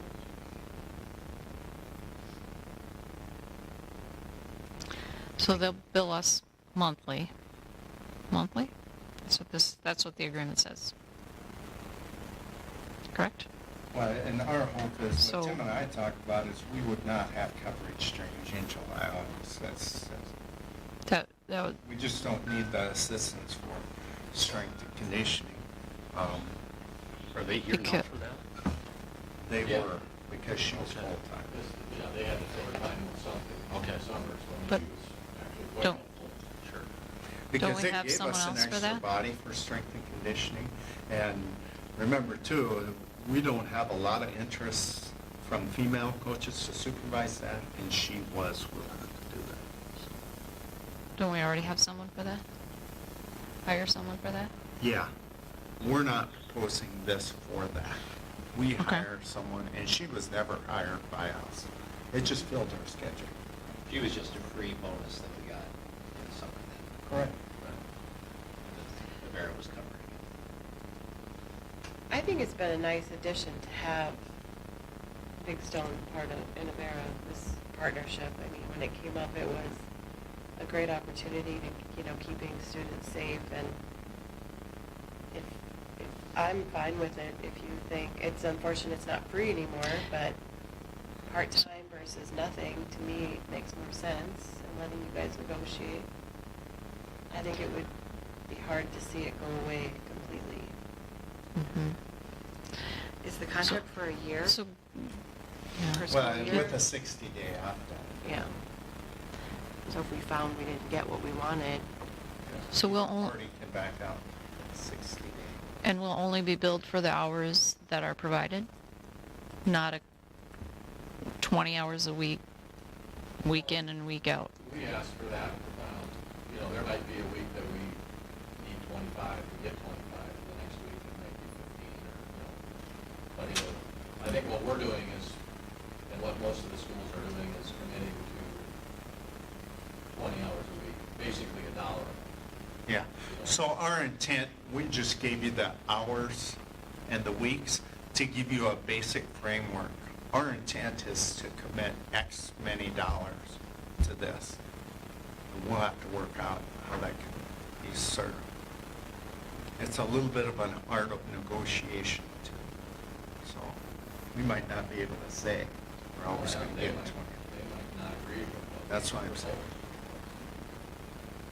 So they can back. Marshall, I believe, gave them a flat number. Well, I think all of them have. Well, the Marshalls is more, from what I understand, not to exceed They have more $20,000. varsities. They've got more needs than we do. Mhm. So Mhm. they're thinking they won't get any summer hours out of that 20 grand. Most of the other schools, 3 or 4 that are, the bulk are more like 20 hours a week, so. But they know that's about a $16,000, $17,000 bill. So you're asking us to commit $16,000 for certain? Or is it just based, I mean, in the end, after this year is up, we will have spent 16,000, or are they only going to bill us for those hours that they provide service? Yes, I mean, I don't think we're gonna have any trouble getting 20 hours a week out of them. But I think the agreement's going to be $20 an hour. Okay, maybe I'm not asking my question right. So if instead of 20 hours a week, they provide us time, what if it's 15 hours a week? Are they still going to bill us for 20 hours a week? That week, or? The whole month? Talking like They're, over the they're course saying, of- they're saying they bill us monthly. Are we being billed for the amount of hours that we use them? Is that what you're asking? Like, we're only going Yes. to be billed for the amount of hours the trader's actually physically here for us, I think that's how this agreement reads. Yeah, it's an hour. right? it's a- Like an hourly Yeah, it's not wage a thing. salary. Yes.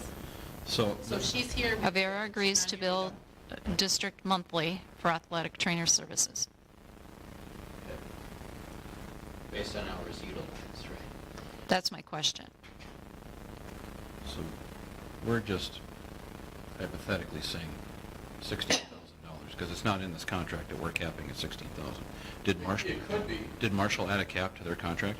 Yeah, Okay. I mean, I haven't seen their contract, but that's what I got back from their athletic director, said not to exceed 20,000. I think that's nice language to put in there. That means we're paying for up to 20 hours a week and 40 weeks, or whatever it ends up being. Now, it says here that Avera has the option to renew in 12 months. They have the right to renew. It looks like they have the sole right to renew in 12 months. And Why? without opting out, we have to accept that, according to this agreement. So if that's, are they renewing at $20, or do they get to propose a new fee? I guess I'm a little worried that they gave us candy bars for 6 years and got us really hooked on the sweets. And now we got the service that we can't do without. And so we feel like we gotta pay for it. And then next year, they kind of ratchet up the price. They keep turning up the heat on us, and we keep kicking out more money, because we just can't live without the service. So I'm a little worried about what we're committing to in that respect. I think that's a legitimate argument, but that, you could say that about every service Well, that we purchase. Right. I mean, there's We certain just would pay have to rates. decide May Yeah. or June. This is something we can Well, live we can without. always back I'd like out, to come too. back to the Yeah. table 60 days. right now. Or we can write it in there and say, hey, We could write in the renewal occurs at the beginning of summer when we're not using services, and then we back out. We've got our 60 days to back out when we're not using the services, so we incur no fee. no, I think it doesn't say we have to hire them every month, right? You just wouldn't have them here. I think it's an annual, like Yeah. you're deciding for an annual. This is a It's an 12-month contract. 12-month So we use contract. them in those months to keep our costs down. Right. Right, but I'd be just saying, as a board, we decided to back out of the contract. Yep. If we require the renewal occur at the beginning of when we're not utilizing their services, that would give us time to make a decision and back out without still incurring fees based on your suggestion that if they decide to renew us at $22 an hour, right? Then that gives us the time to review that renewal without incurring an extra cost for the district, and back out of the contract when we're not utilizing the services actively. I mean, if we wrote that into the contract, that the renewal occurs, June, or, school, right? You must present the renewal proposal by X date. Well, if it's good for 12 months, and isn't it 12 months from, September 1st. yeah. So Well, that could be. I mean, one we that- still have the 60 days, either party, to non-renew. I don't know if we have to designate necessarily when we renew, because we can do it whenever. Well, they're the ones that have the sole right to renew. Vera has to provide us with a proposal for the renewal.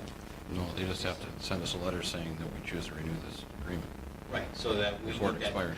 we need that notice then in our contract, that notice comes to us by June 1st. Well, that's in here. Oh, you could make it June 1st, right? Right. Right now, it's by the end of this contract, which is August 31st. Right, so I would say that we make that date, that they write the proposal to us June 1st. That they So we send know. us that proposal for renewal, not the day before we have to renew by, right? But by June 1st, giving us June, July, August to make a decision on that renewal before it kicks in September 1st. Plus the board budget for it, if we choose to continue with services. Or we act our 60-day walk. Well, we're not incurring fees and we're done by September 1. I would just propose that we add it to the contract. What you're really wanting in the contract is that by June 1st, we know the rate for Right, the the next. Vera needs for to September. send us the Yeah. proposal for the renewal by June 1. Makes sense. On or before June 1st. That would be my recommendation for if we're gonna enter a contract like this, then have to pay, if they say it's $25 an hour, they send us the renewal on August 31st, we got 60 days to back out. We're paying their $25 or $30 or $40, whatever they choose for those 2 months until we're done with our commitment. I mean, if they agree or don't agree, I think it's worth asking the question. So the cost for this isn't budgeted because we weren't expecting it. Mhm. So it comes from the general fund, is my understanding, correct? Correct. Which we're already deficit spending, Mm-hmm. $300,000? Is that the last number? 400?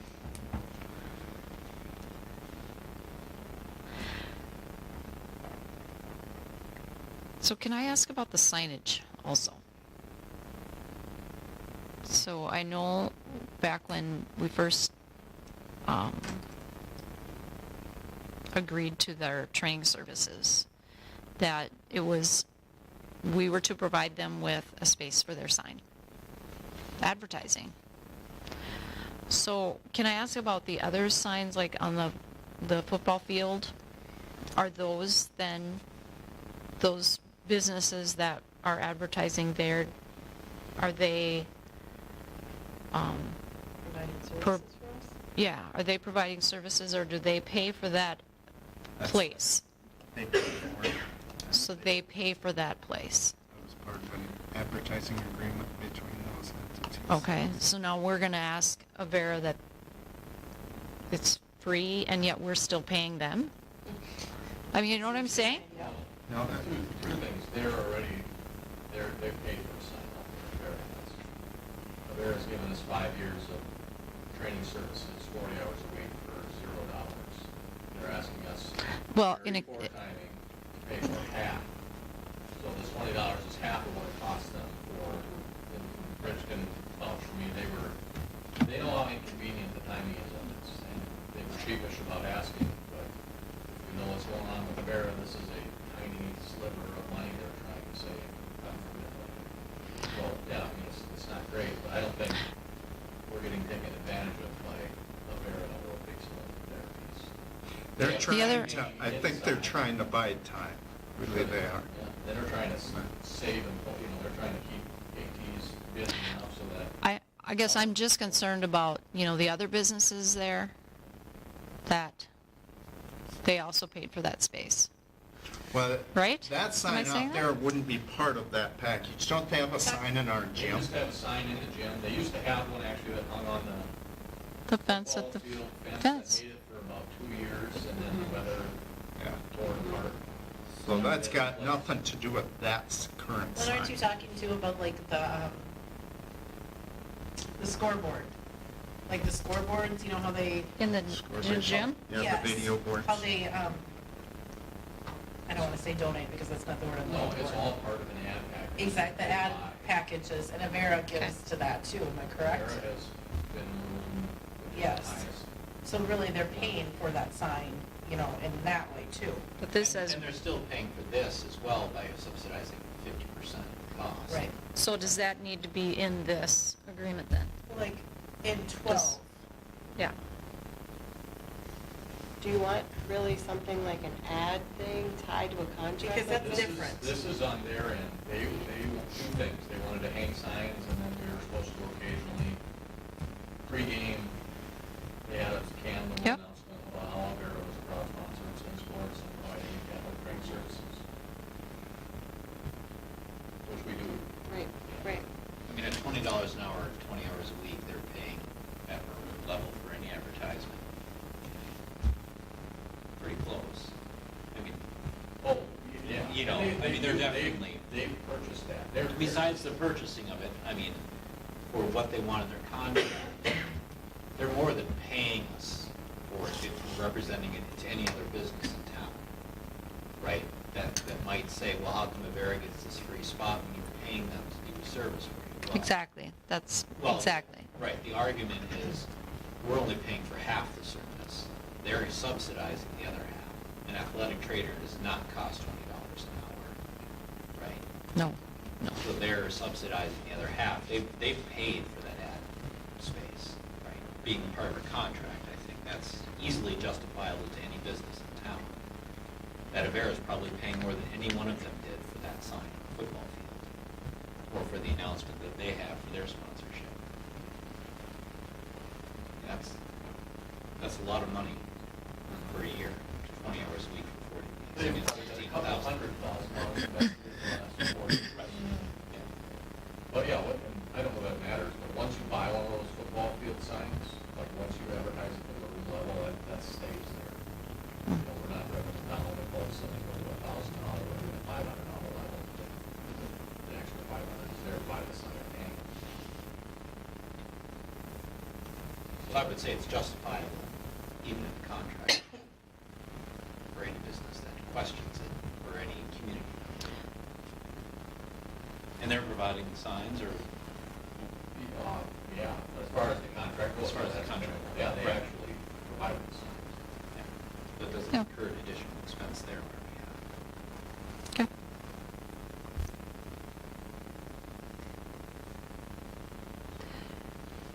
Tim, would you be willing to offer your opinion about you feel having not had the service and now having the service that has been beneficial for Wyoming athletes, coaches?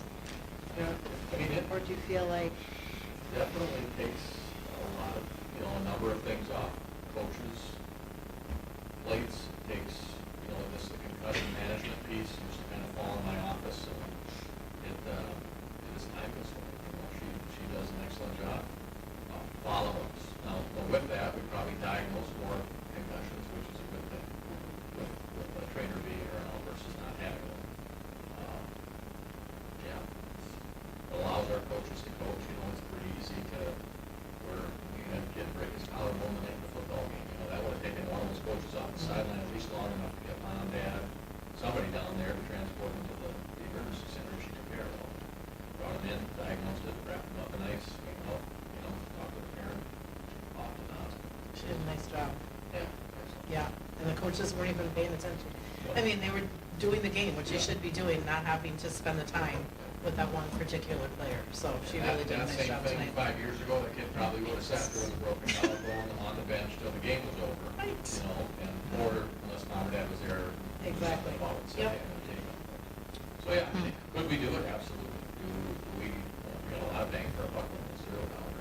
Mhm. Is it worth $20 an hour, or $16,000, $17,000 a year? I mean, I would argue yes. So it provides a lot of safety and security for our student athletes. It takes a lot of liability off our coaches and our people.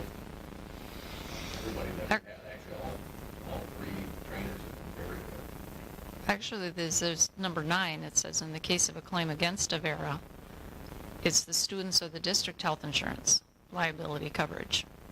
Which we are paid for, correct? Regardless.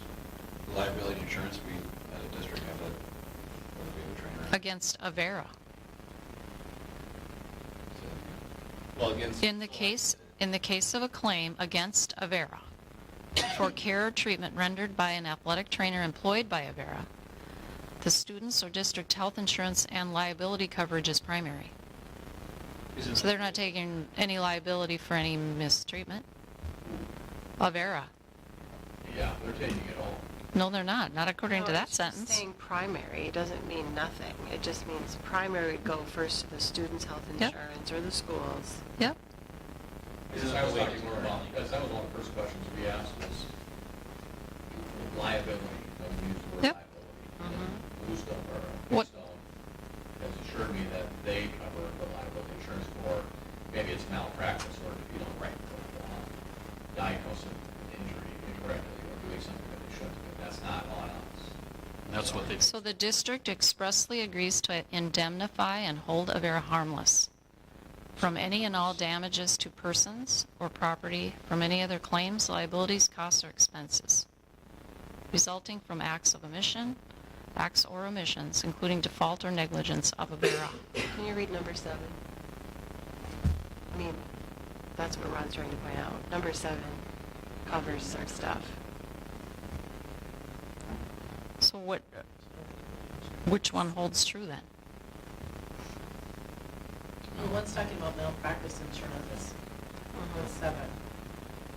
And 9 is different than malpractice, isn't it? Yeah. It's not more.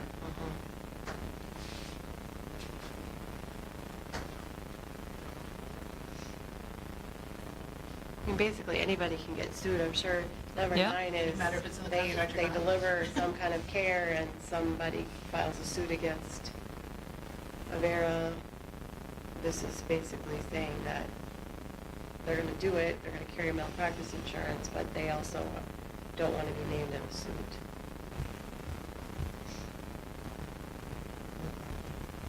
I mean, when we have training services now, is that, For free. that's how the insurance flows currently, is it not? I would think that we would have Based to, on- yeah. Haven't we been operating under a contract even though it was free? A service? I think we've had Did we sign a contract or? I think Denise and Rich looked for one 5 years ago, but it was, It wasn't, Kind of it was just agreement? board action. Just an agreement? Yeah, it's a free service, we're all for it. and that's certainly something we could, if our school awareness to get them all. or- I think it's more that- Clarification on what they're talking about, if all they're talking about is that, I mean, we don't provide any insurance. Kid gets injured, it's. Parents. Parents' health insurance, or they took out the health insurance through the school, right? Do we offer that anymore? Do we still offer it? Maybe we don't We used have to it. offer supplementary insurance. That was way back. Basically, they just, Oh, yeah. you want that, you go to Aflac or something. Right.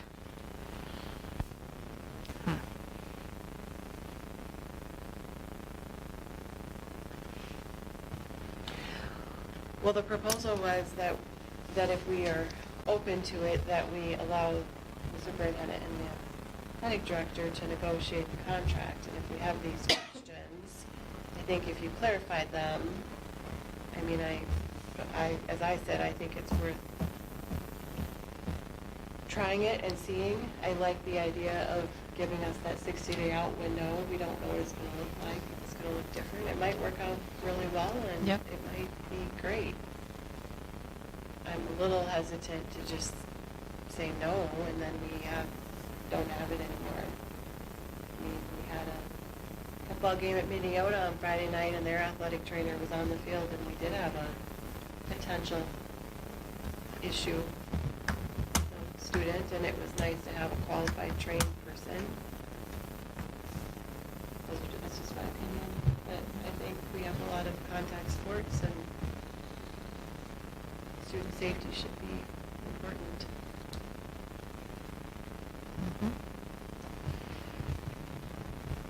So then, still looking for an approval of the athletic trainer service agreement, or I'm willing someone wants to make a mo- motion? I'm willing to make a motion that, based on to include the questions that we had about the timing and the 60-day out, like June 1st renewal. Yep. That, let's see, how would I word this? That I recommend the board the athletic director and superintendent negotiate a contract for home athletic event coverage not to exceed $16,000 as proposed in the contract.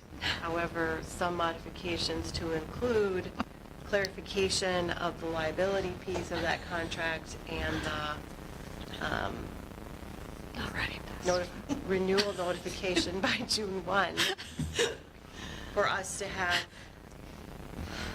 that's it. Can you repeat that? Say that all together, don't. It's teeth. Did you get that tight? I make a motion to authorize the athletic director and superintendent to negotiate a contract with the Vera for the home athletic event coverage not to exceed $16,000 with clarification on the liability and propose June 1 that the rates are presented to Wyoming.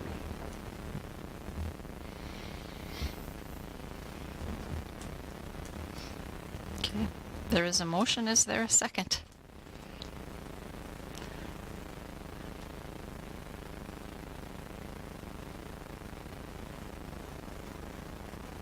Okay.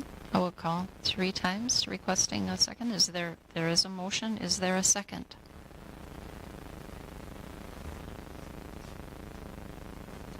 There is a motion. Is there a second? Second by Winter. There is a motion and a second. Any other discussion?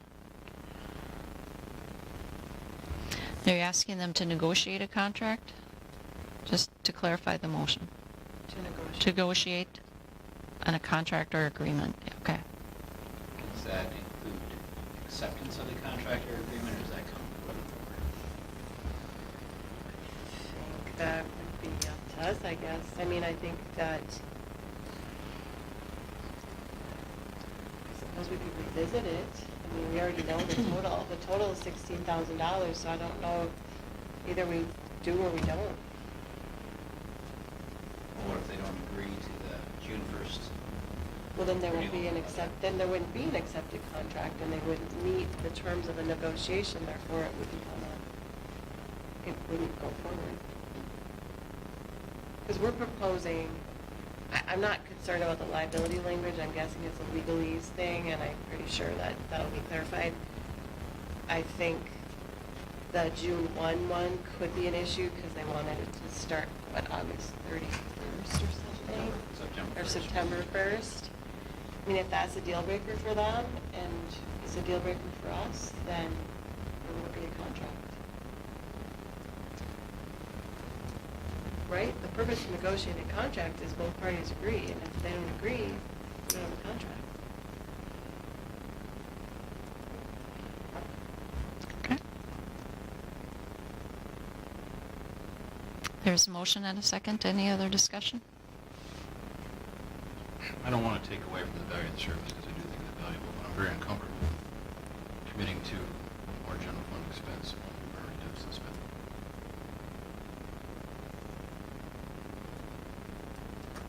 There is that. Yep. Okay. Hoping this is something in the future that we obviously can budget for. It is an unforeseen expense that we weren't prepared for. Obviously, it would have been nice to have known it sooner, but And I think Yeah. we're committing to one contract at this point to see how it goes, and we can revisit it. I don't disagree with you that deficit spending is an issue, but it's just unforeseen thing that we now heavy into the school year. So I'm willing to try. Okay. Okay, any other discussion?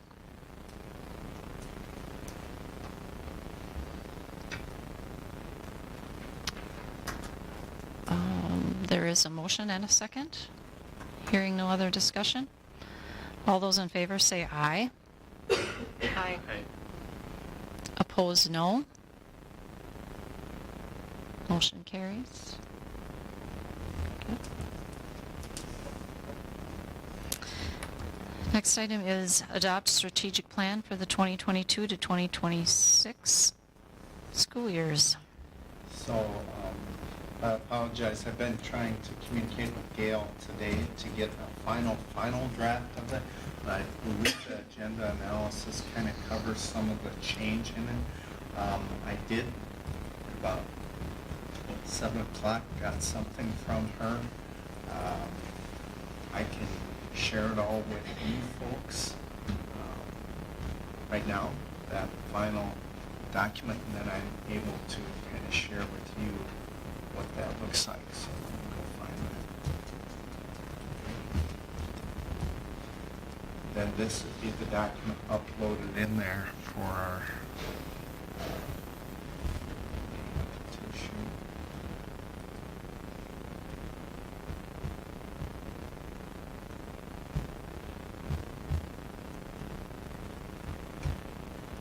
Downloaded. All right, if I share it with you right now in email, and then this would be what would be loaded into the board book.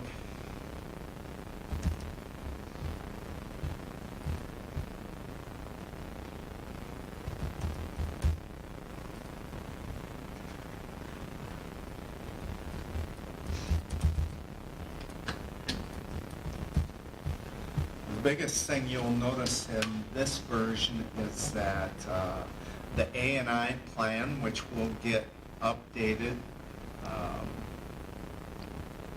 this year, we kind of left it a little bit open to reflect the general purpose of that.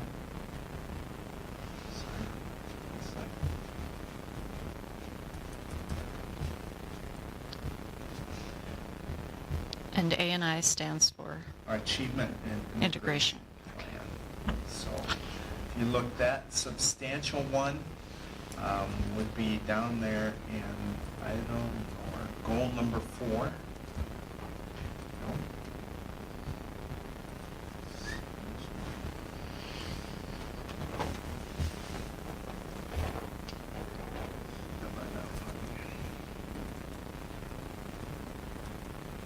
I see goal number 3. So goal number 3 will say Wyoming School District will address the annual needs of the Achievement and Integration Program. That's generally our goal.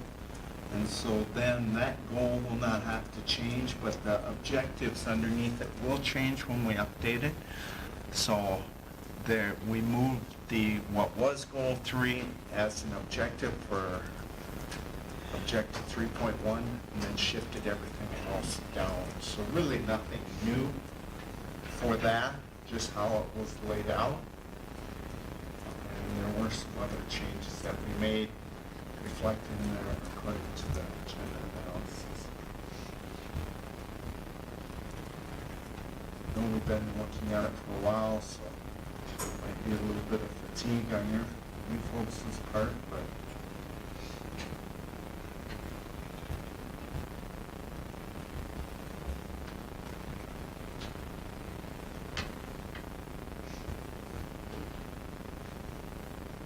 questions, comments?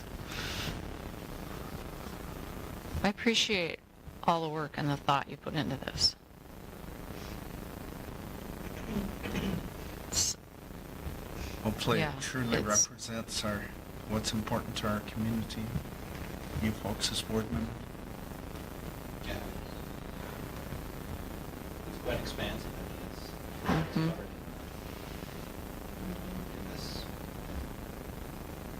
Appreciate all the work that was put into it and to obtain feedback from everybody involved, all parties.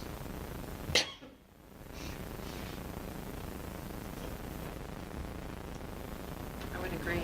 I think it reflects, all the meetings we held and Mhm. the drafts that you've given, and it's very specific, measurable, smart. It's very smart. Mhm.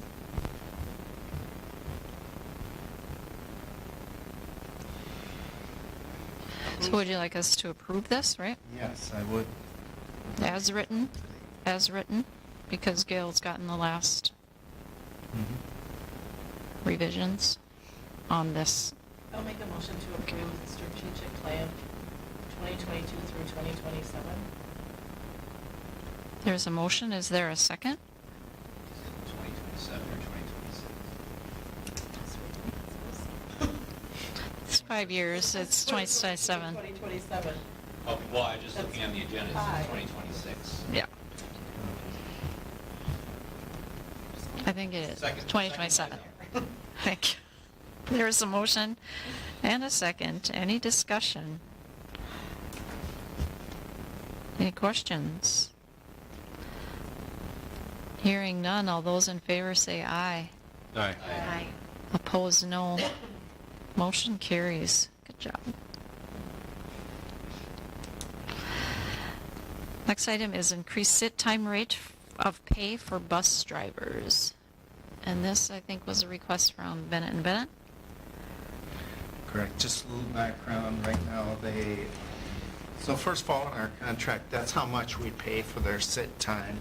That doesn't mean that's what he pays his staff.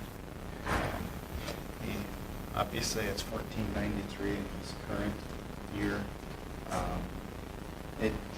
So I suppose you have to back out the benefits. That brings it down to, just doing rough math, maybe $13.50 an hour for seat time.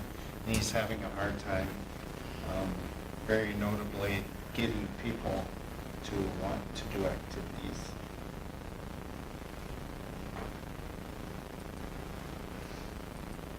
So it's the Okay. same sit time, is sit time just for activities, or is it for like all the bus routes? Well, not the routes, because route says you're paid for that route, Gotcha. right? This would be any sit time, yeah, it's not necessarily just evening activities, it could be taking Field trip? students to a play or to Marshall. Any trip that's not a road. Correct, anything that's not a route, Hmm. And you pay them as if they're late to bring home. correct, Mhm. sit time. Yep. Mm-hmm. So last year, we paid 833 hours. And with the raise that he's requesting, But of course, we don't know that would be $1,600. $830. I know, I mean, About it's $1,600. $1,600. Okay. Okay. When we start So- not able to have a driver, Mm-hmm. can't do field trips. Did we send out a sheet of paper with the kid this year? Did we do that? Lori didn't get back to me when I sent it. Okay. We're trying Okay. to get something advertised for him to get a few more bus drivers. Okay. So is there a motion to increase the sit time rate of pay for bus drivers?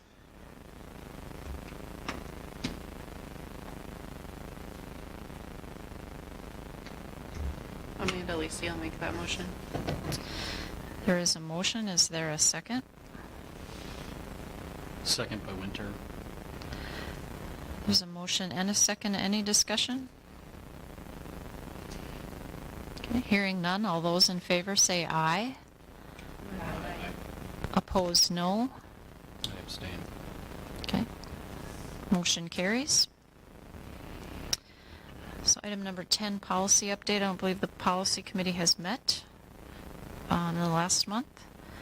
Next discussion item is the operating referendum support. This will take some explanation as well.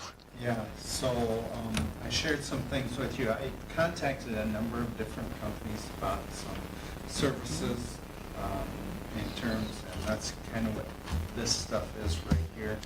Well, obviously, we had a discussion with Sitelogix, so let me get on that document, so it makes a little bit more sense as I review it. So Sitelogix proposal, it kind of outlines what that involves.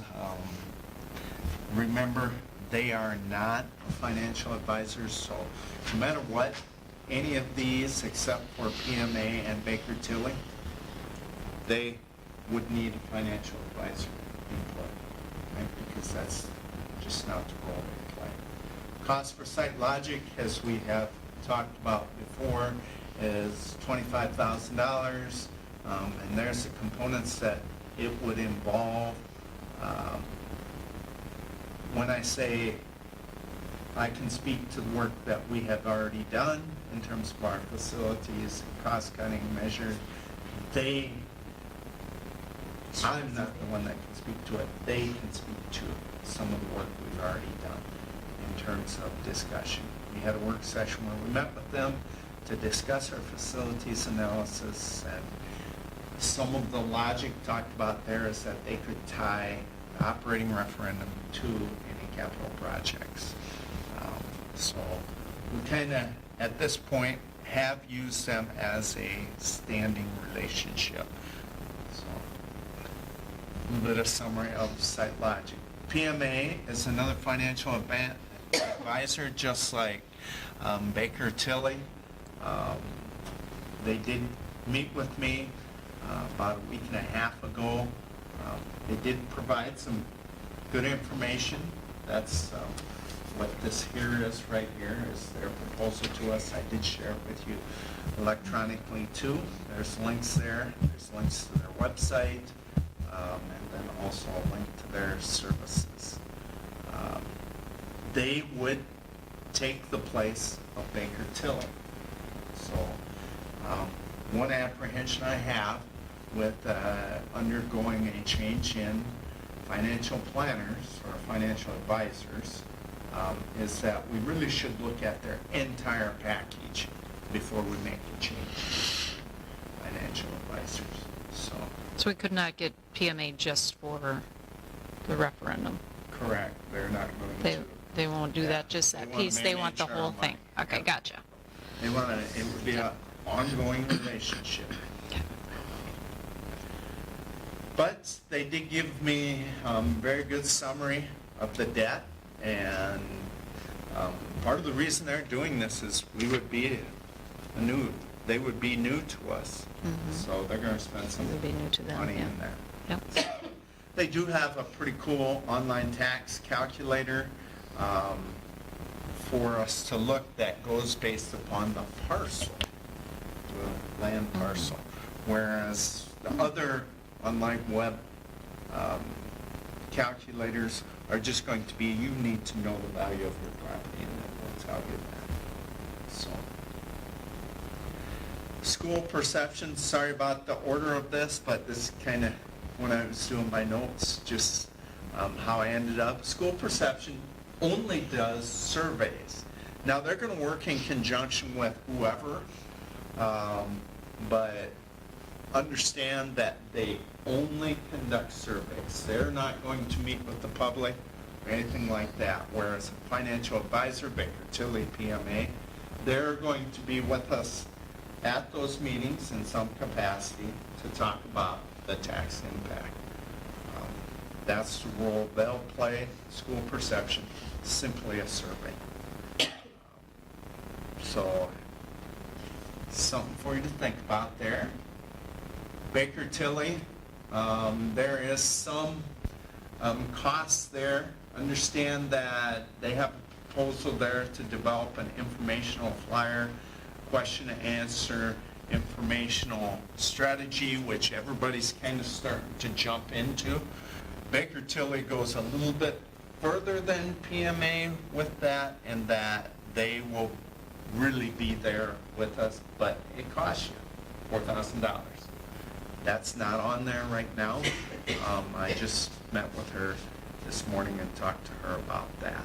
So they do have a longer term relationship with us. Morrison Leatherman, that's, as far as I'm concerned, that's really more of a survey, similar to school perception. Now, there's none of this is where this ends and this is where this begins. All of this has a little bit of gray area in it. But that, to me, they're Proposal 16950 is a Cadillac version. Donovan Group, we'll do a survey and provide all the things that we talked about with, say, a Morris and Leatherman.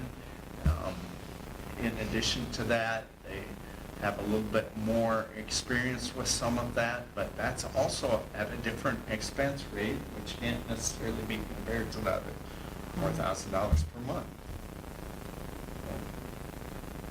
All right, so some of my thoughts are, for consideration, is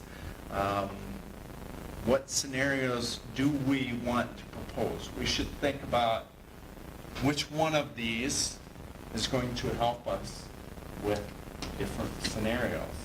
Financial planner is going to help with that. How do we know the extent of what we want? A survey is going to help with that. How uncertain are we about it passing next year, 2023? It's an off election year. So in other words, what confidence do we have that our voters would pass? Renew, what extent do we want it? That's also part of a survey. Does the operating referendum then tie to a capital outlay or a bond consideration? And do we use this operating referendum to bridge into that? That's all part of the strategy.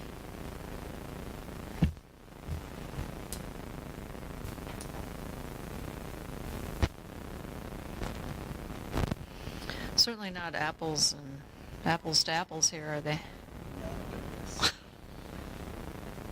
Fortunately, it just doesn't work that way.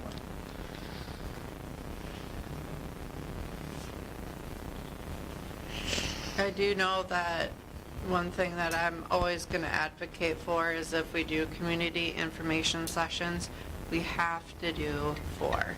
We have to do 1 in Granite, 1 in Clarkville, 1 in Hanley, and 1 in Echo. We cannot just do them in Granite.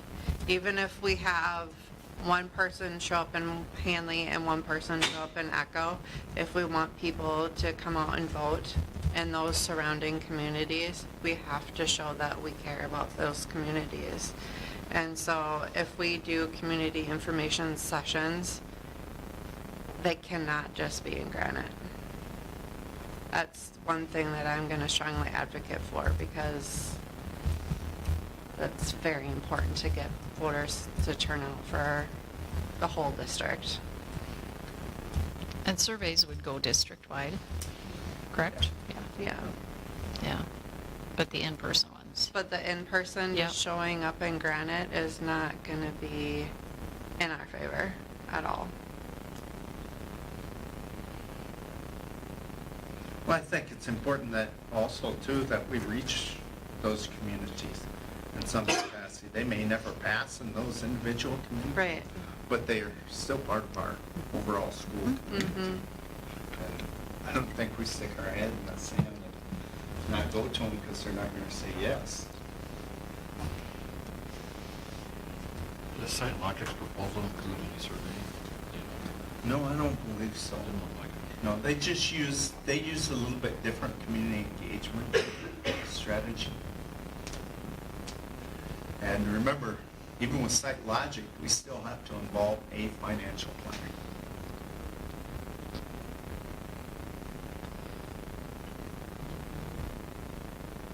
So they don't do surveys, and we need a different financial planner. $25,000. Yeah. So are we looking at Interesting. two pieces? First, 2023, we'll do just an operating referendum. Well, I don't think it does any good to talk anything else if we don't pass an operating referendum. That's what I heard when we had our work session, So right? then we would come back in 2024 with a capital outlay referendum. Is that Good. If 2023 goes well, right?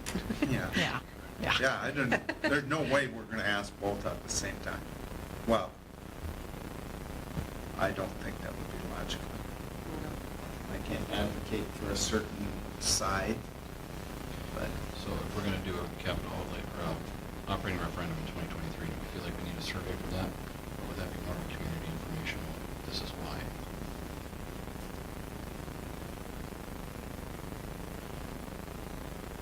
Did we talk too about what programs might be cut and/or expanded?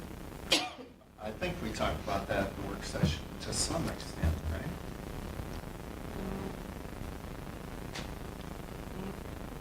Very I brief. don't We did. remember that. Nothing specific, I don't think.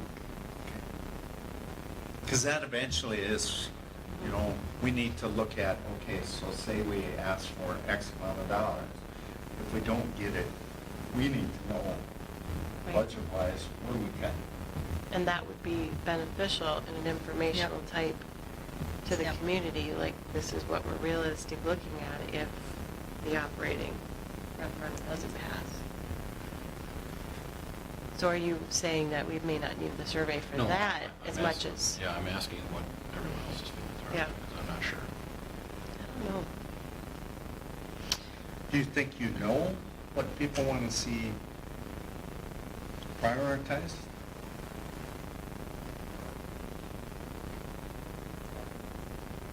As far as like educational things or things to cut, like, I could Yeah. see the survey coming back to help us know what to cut, but they might not be in line with, That would be if the levy doesn't pass, correct? right. So that would be post-failure and trying to get the levy passed a second time, So don't do a survey the first time, is what you're saying. the first time. Be- It could start- be more of an informational sessions in each community to say, this is the operating levy we're proposing, and here's why. We want these services, we have these services at the school, this is what makes the school unique and great, why your kids should go here, whether they do or don't. And if you want these services to continue, we need this to make it happen.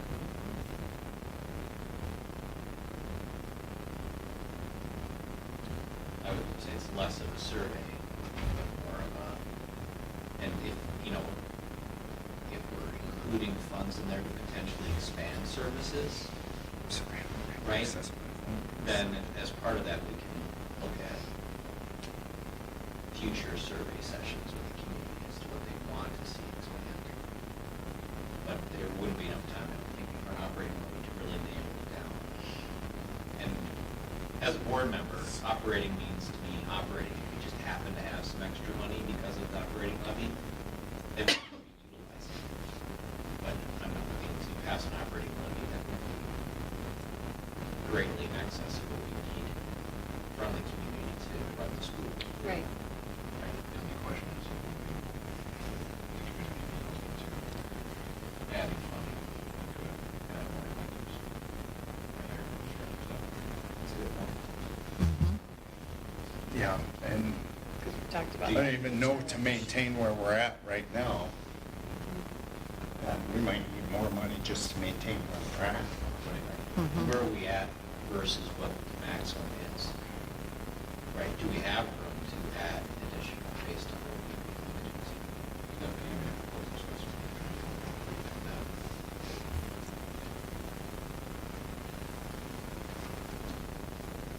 Operation, we're at the top, we're near the top of emerging districts. Yeah, Yeah, there's we're only up there. one area district that's,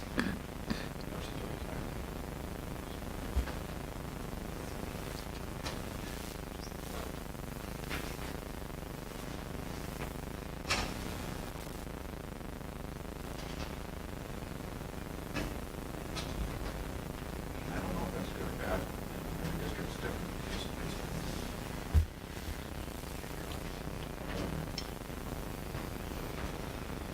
yeah, I think that's the first thing we have to work through. Do we need assistance in working through that? Do we want to know where our community stands on that?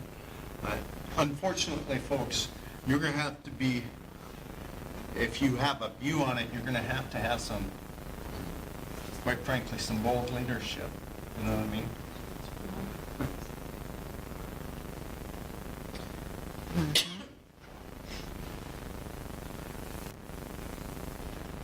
So this is just a discussion item, is that correct? Well, I'd like some direction, because my next step, so the next step would be if we decide to go with Sitelogix, we're gonna set up another work session. It doesn't matter who it is. We're gonna have to set up another work session to start working through this. I'll get some information from whoever it is, whether it's Lori Bowles from Baker and Tilly or School Perceptions. If it's those two working together, or coordinate something between the two of them, then we'll start setting up some work session so we have a game plan going forward. If it's Sitelogix, it will also require a work session. So do we want to maintenance levy, or do we want to be able to try to add? What did you say? Do we want a maintenance levy to stay as is? Or you want to add? Well, keep the services we have now. That means we have to ask for what we have. So we got to do more. We want to try to go higher and try to be able to add. The question is, can we go higher? Right. How much higher can we go? Or have we reached close to our cap for operating levy as it stands? I mean, if we've already reached the cap, we can't. You mean the cap in terms of what taxpayers will tolerate? What we're allowed to. Allowed to levy. Oh, we can. Yeah, I don't think there's a cap, is there? There isn't, yeah, Not just for look at operating. Grenada Huntley. Yeah. Okay, I know that for capital, is there a cap? Yeah, there is, but Not for operating. Grenada Huntley is like, it's ridiculous, it's like $5,000 a piece. So, I'm not exaggerating, so. That was my question, I didn't know for sure. Yeah. I'd love to be able to add programming. But I think elongating down the road, when we come back to question number 2 of we need to update our facilities. Mm-hmm. Because we don't have any staff to be in there, I believe, I could have sworn that was our point Right. at our work session.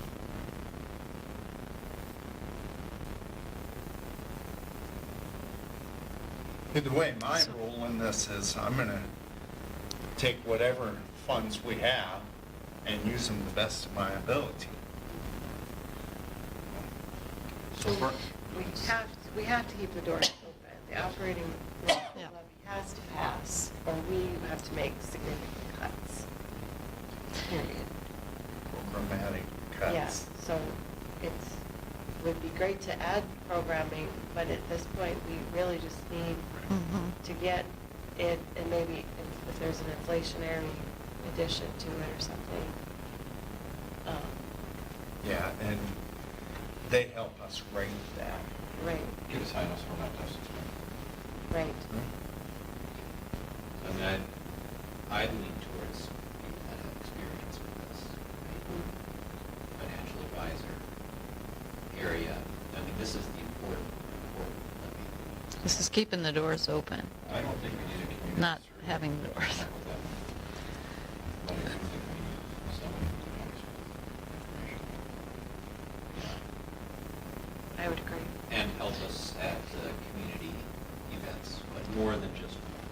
So when you say help us with information, it's deciding if we need Setting up more? the website, setting up the website. Okay. Listing pros and cons, sending out mail, email. Mailers. Okay. Yeah, Okay. That type of stuff.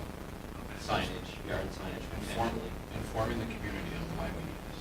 And what, we do this, we go this way, we do this, we go this way. I might have some of the flyers and things that we used last time. I was gonna say, who did we use last time? I don't think we did. We did? There, Like, we didn't, nobody? I don't think we for did. some of that, Did. in terms We had of Dr. Clark. promoting, that's gotta come from a vote yes committee. Mhm. Which you folks gotta sit in the back seat in those, no matter what, no matter how you feel. But You promoting- can participate. Promoting is different than informational, right? Correct, that's, We can put out a flyer that says, this levy doesn't pass, these are the cuts we're looking at. correct, exactly. We can create videos or have videos created expressing. That same thing. That same thing. social Yeah. media campaign. As a school board, we can do that, yeah. And that's what we're Information looking at only. here is the informational piece of it. Correct. So last time we did have a vote yes committee, and it was staff and community members and, this district provided that committee with the information, and then that committee kind of disseminated the information.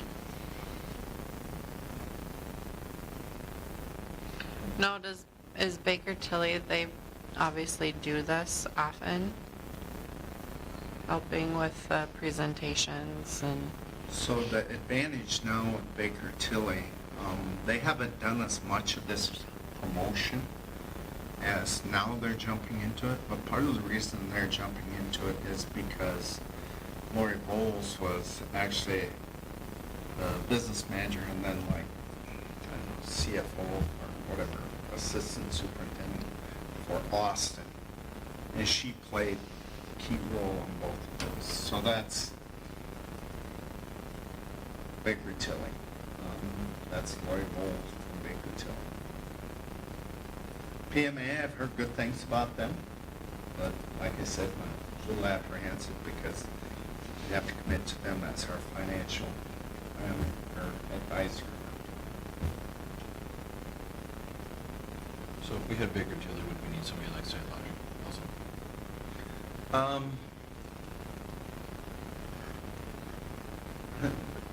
It's hard to say. Sitelogix is a little bit more wraparound, but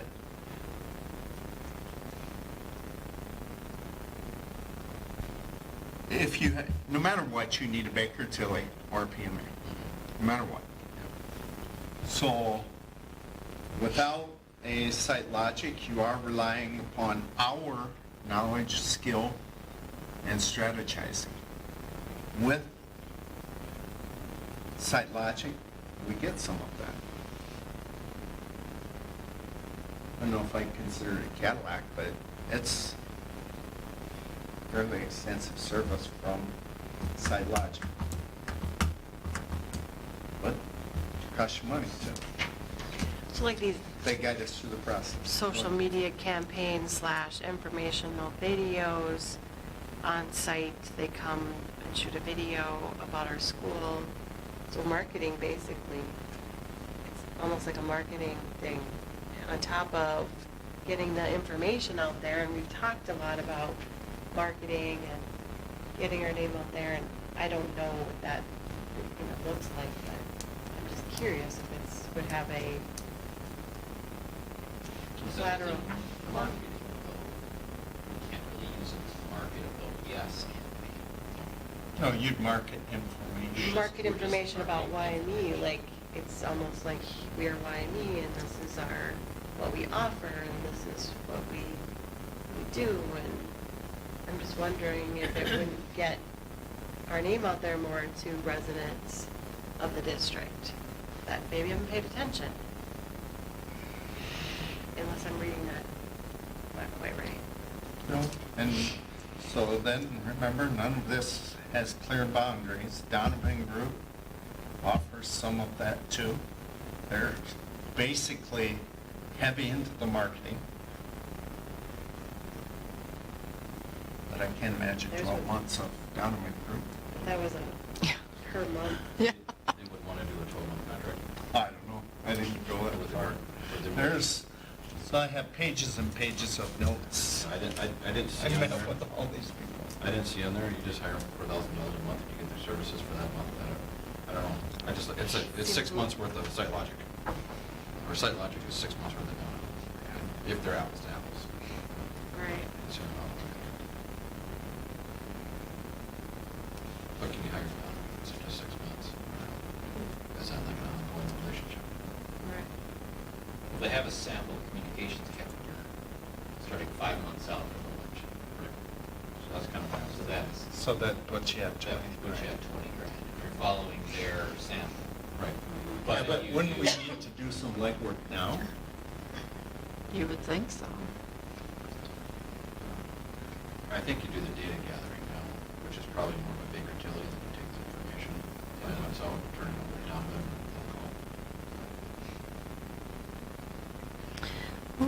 When we were talking about surveys, were we going to ask more about what Sitelogix reviewed, for us and how to spend more capital outlay Yeah, money the than surveys are- operating referendum? Yeah. So, Survey more, yeah. And operating expires first? And I know last time with the operating referendum, we did not hire anybody for that. We had the committee, and that committee took So that's what we need to form as a committee? donations, and they're,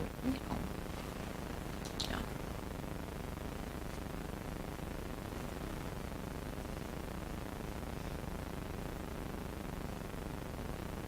Do we have a work session? To discuss all this? So- Do we form a committee, or how do we go about that, do you think? But, I mean, even if we had a work session, we could invite Baker Tilly in, or... So we can have a work session with, Yeah. inviting some people to explain some things to us. That would be such a bad idea. I think, That's not gonna cost us anything. so just thinking out loud, a strategy that could be used is to invite Baker Tilly in, and maybe being our current financial planner, see what they say, see what Lori thinks, if we even need a Sitelogix. I don't, That's Mhm. right. Well, Mhm. I was reading Yeah. Baker Tilly's website, and they bought a marketing company in Washington State. They bought a marketing company in Washington State. So they look like they're More into the marketing. well Yeah. known. Yeah. Yeah.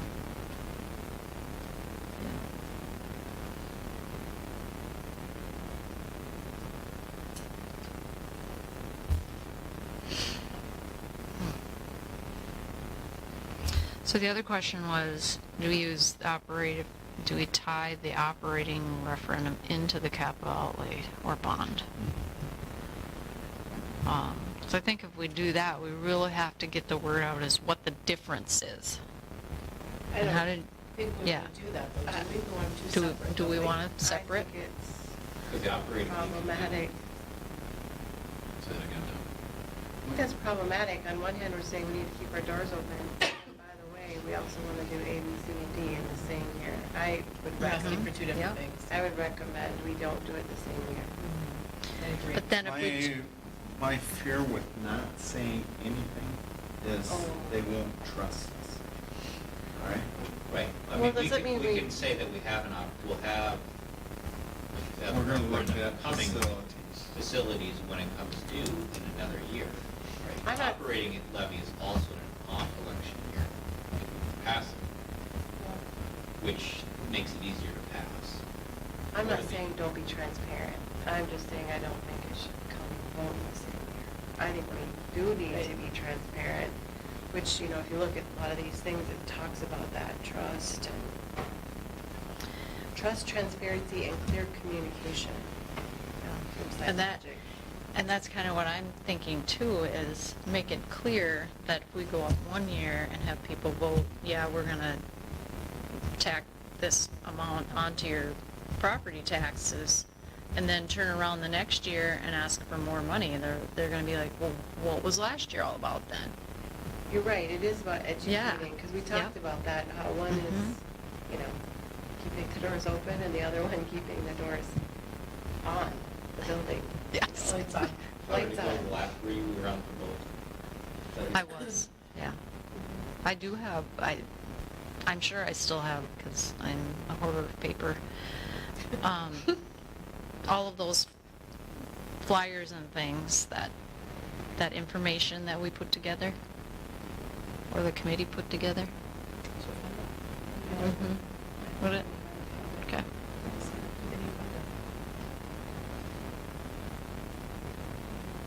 But I think, like you said, educating them about the differences and saying, we really just now need to get our operating levy renewed, and we're gonna come back, we're gonna tell you what we'd like to also improve. Mhm. But then the surveys will help us also, what do people want us to improve? Where should our priorities and our focus be? Will we survey that now, or will we survey that once we get enough referendum? Better idea. Kind of try and tie them together and/or ask another survey.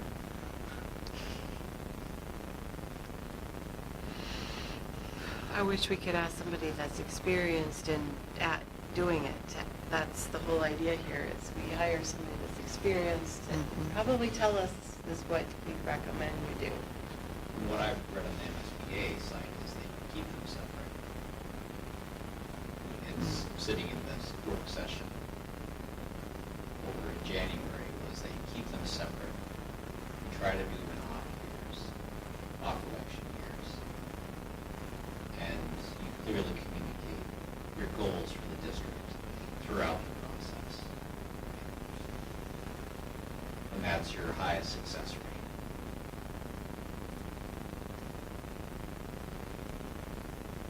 And I can see that, because operating, you can clearly say, this is teachers, right? You're voting on teachers in this levy. And that tends to draw more people to say yes, right? We need to educate the kids. For a building levy, they might disagree with the playground. You disagree with the playground, and that makes them vote no when they're tied together. Even though they believe in education, right? Those building levies can be very contentious. In Donovan Group's proposal, they have a link to Chisholm's website for their referendum. They are doing a two-part question. The second is, one first considering both an operating levy question and then an honors levy question. Whether you ballot. I was just gonna say, it's usually two questions, so it isn't tied together. It's, but what you get is, I'm gonna vote yes to this one and no to this one. Right.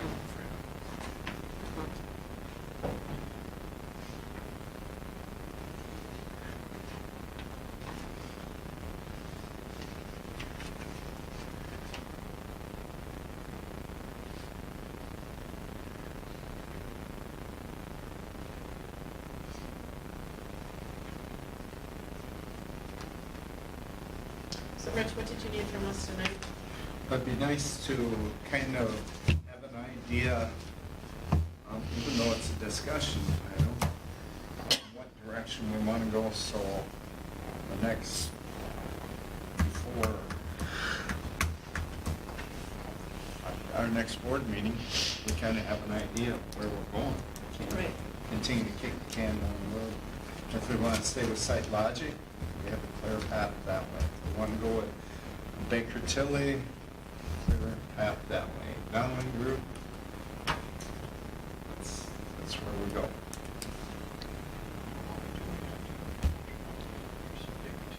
Mm-hmm. Find somebody new and start over. I agree. They know us. Mm-hmm.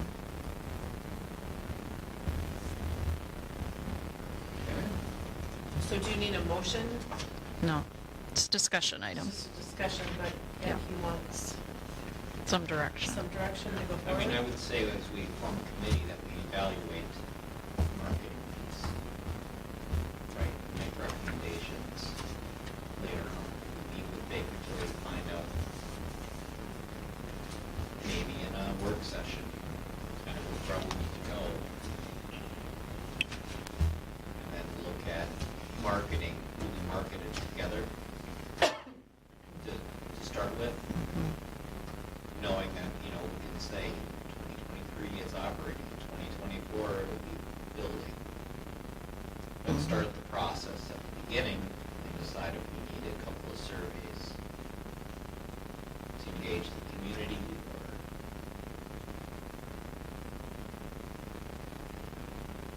And then as we need more services, we can look at engaging referendum pending if operating passes or not. Because if operating doesn't pass, then we'll probably need help. If we could get the operating pass, then we'll really need help to market two levies at once on the same election year ballot. Right? So do we need marketing for the operating referendum? For the- I mean, I would say we have a committee and look at what we need to do for operating and what it's going to cost, and we make a decision and bring it to the board later. Right, if we decide we didn't use marketing last time, it's an off year, which is helpful. So hopefully those that are motivated to vote are those that are voting yes, not no.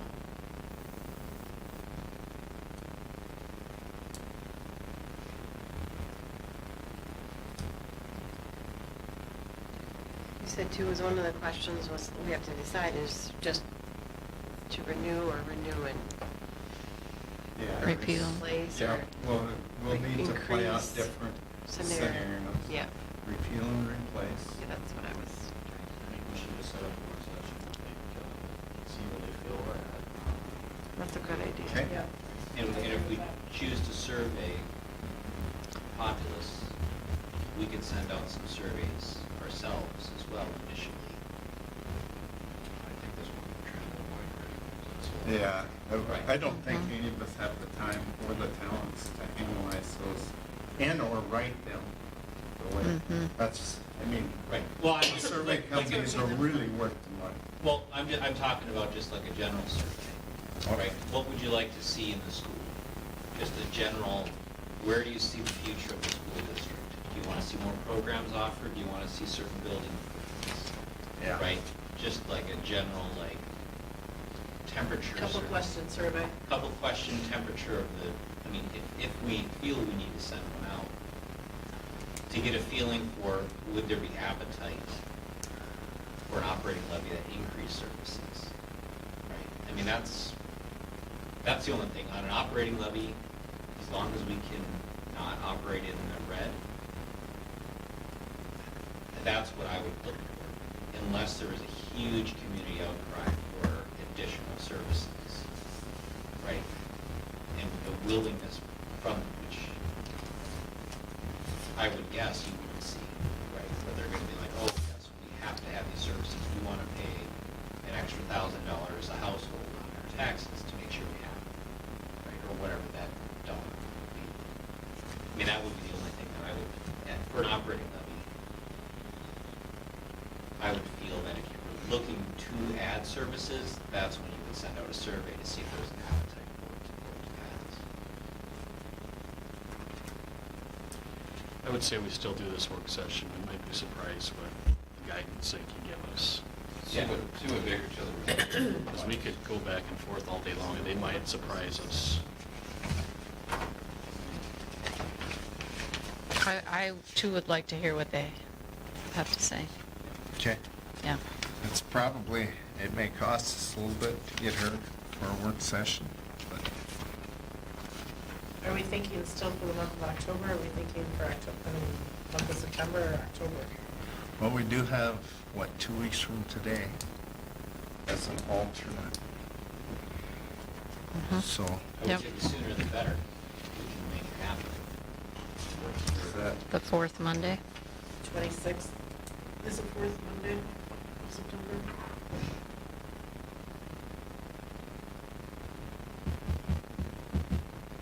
That's not home. See it, shoot for that? No, it's no, next week. next It's week the is week home. after, right? The week before. I will try and coordinate that.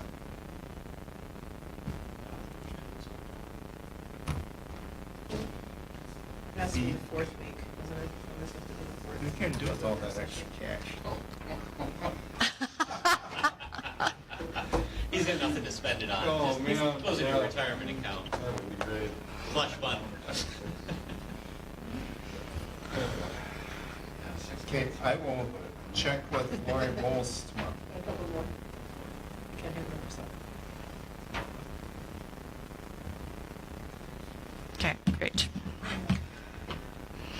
Okay, item number 12, correspondence. No correspondence? Okay. Then that leaves upcoming events, early out on September 14th at 2 p.m. Building and Grounds Committee meeting is September 14th here in the boardroom at 5:30. Early out September 28th at 2 p.m. Finance Committee meeting October 5th here in the boardroom at 5:30. And our next board meeting is October 10th here in the boardroom at 6 p.m. There's nothing else? Are we sending emails at all with that early out now being at 2 p.m. and not 2:30? Are we letting parents know, because I know we have one this coming Wednesday? Are parents getting it, a little bit of notice? Okay, I mean, work it's on that. I'll put it on my just a calendar gentle for tomorrow reminder. morning. Yeah, just a little Just bit. send a text the morning of, but Perfect. the day before might not be bad. For the first time Mhm. anyway?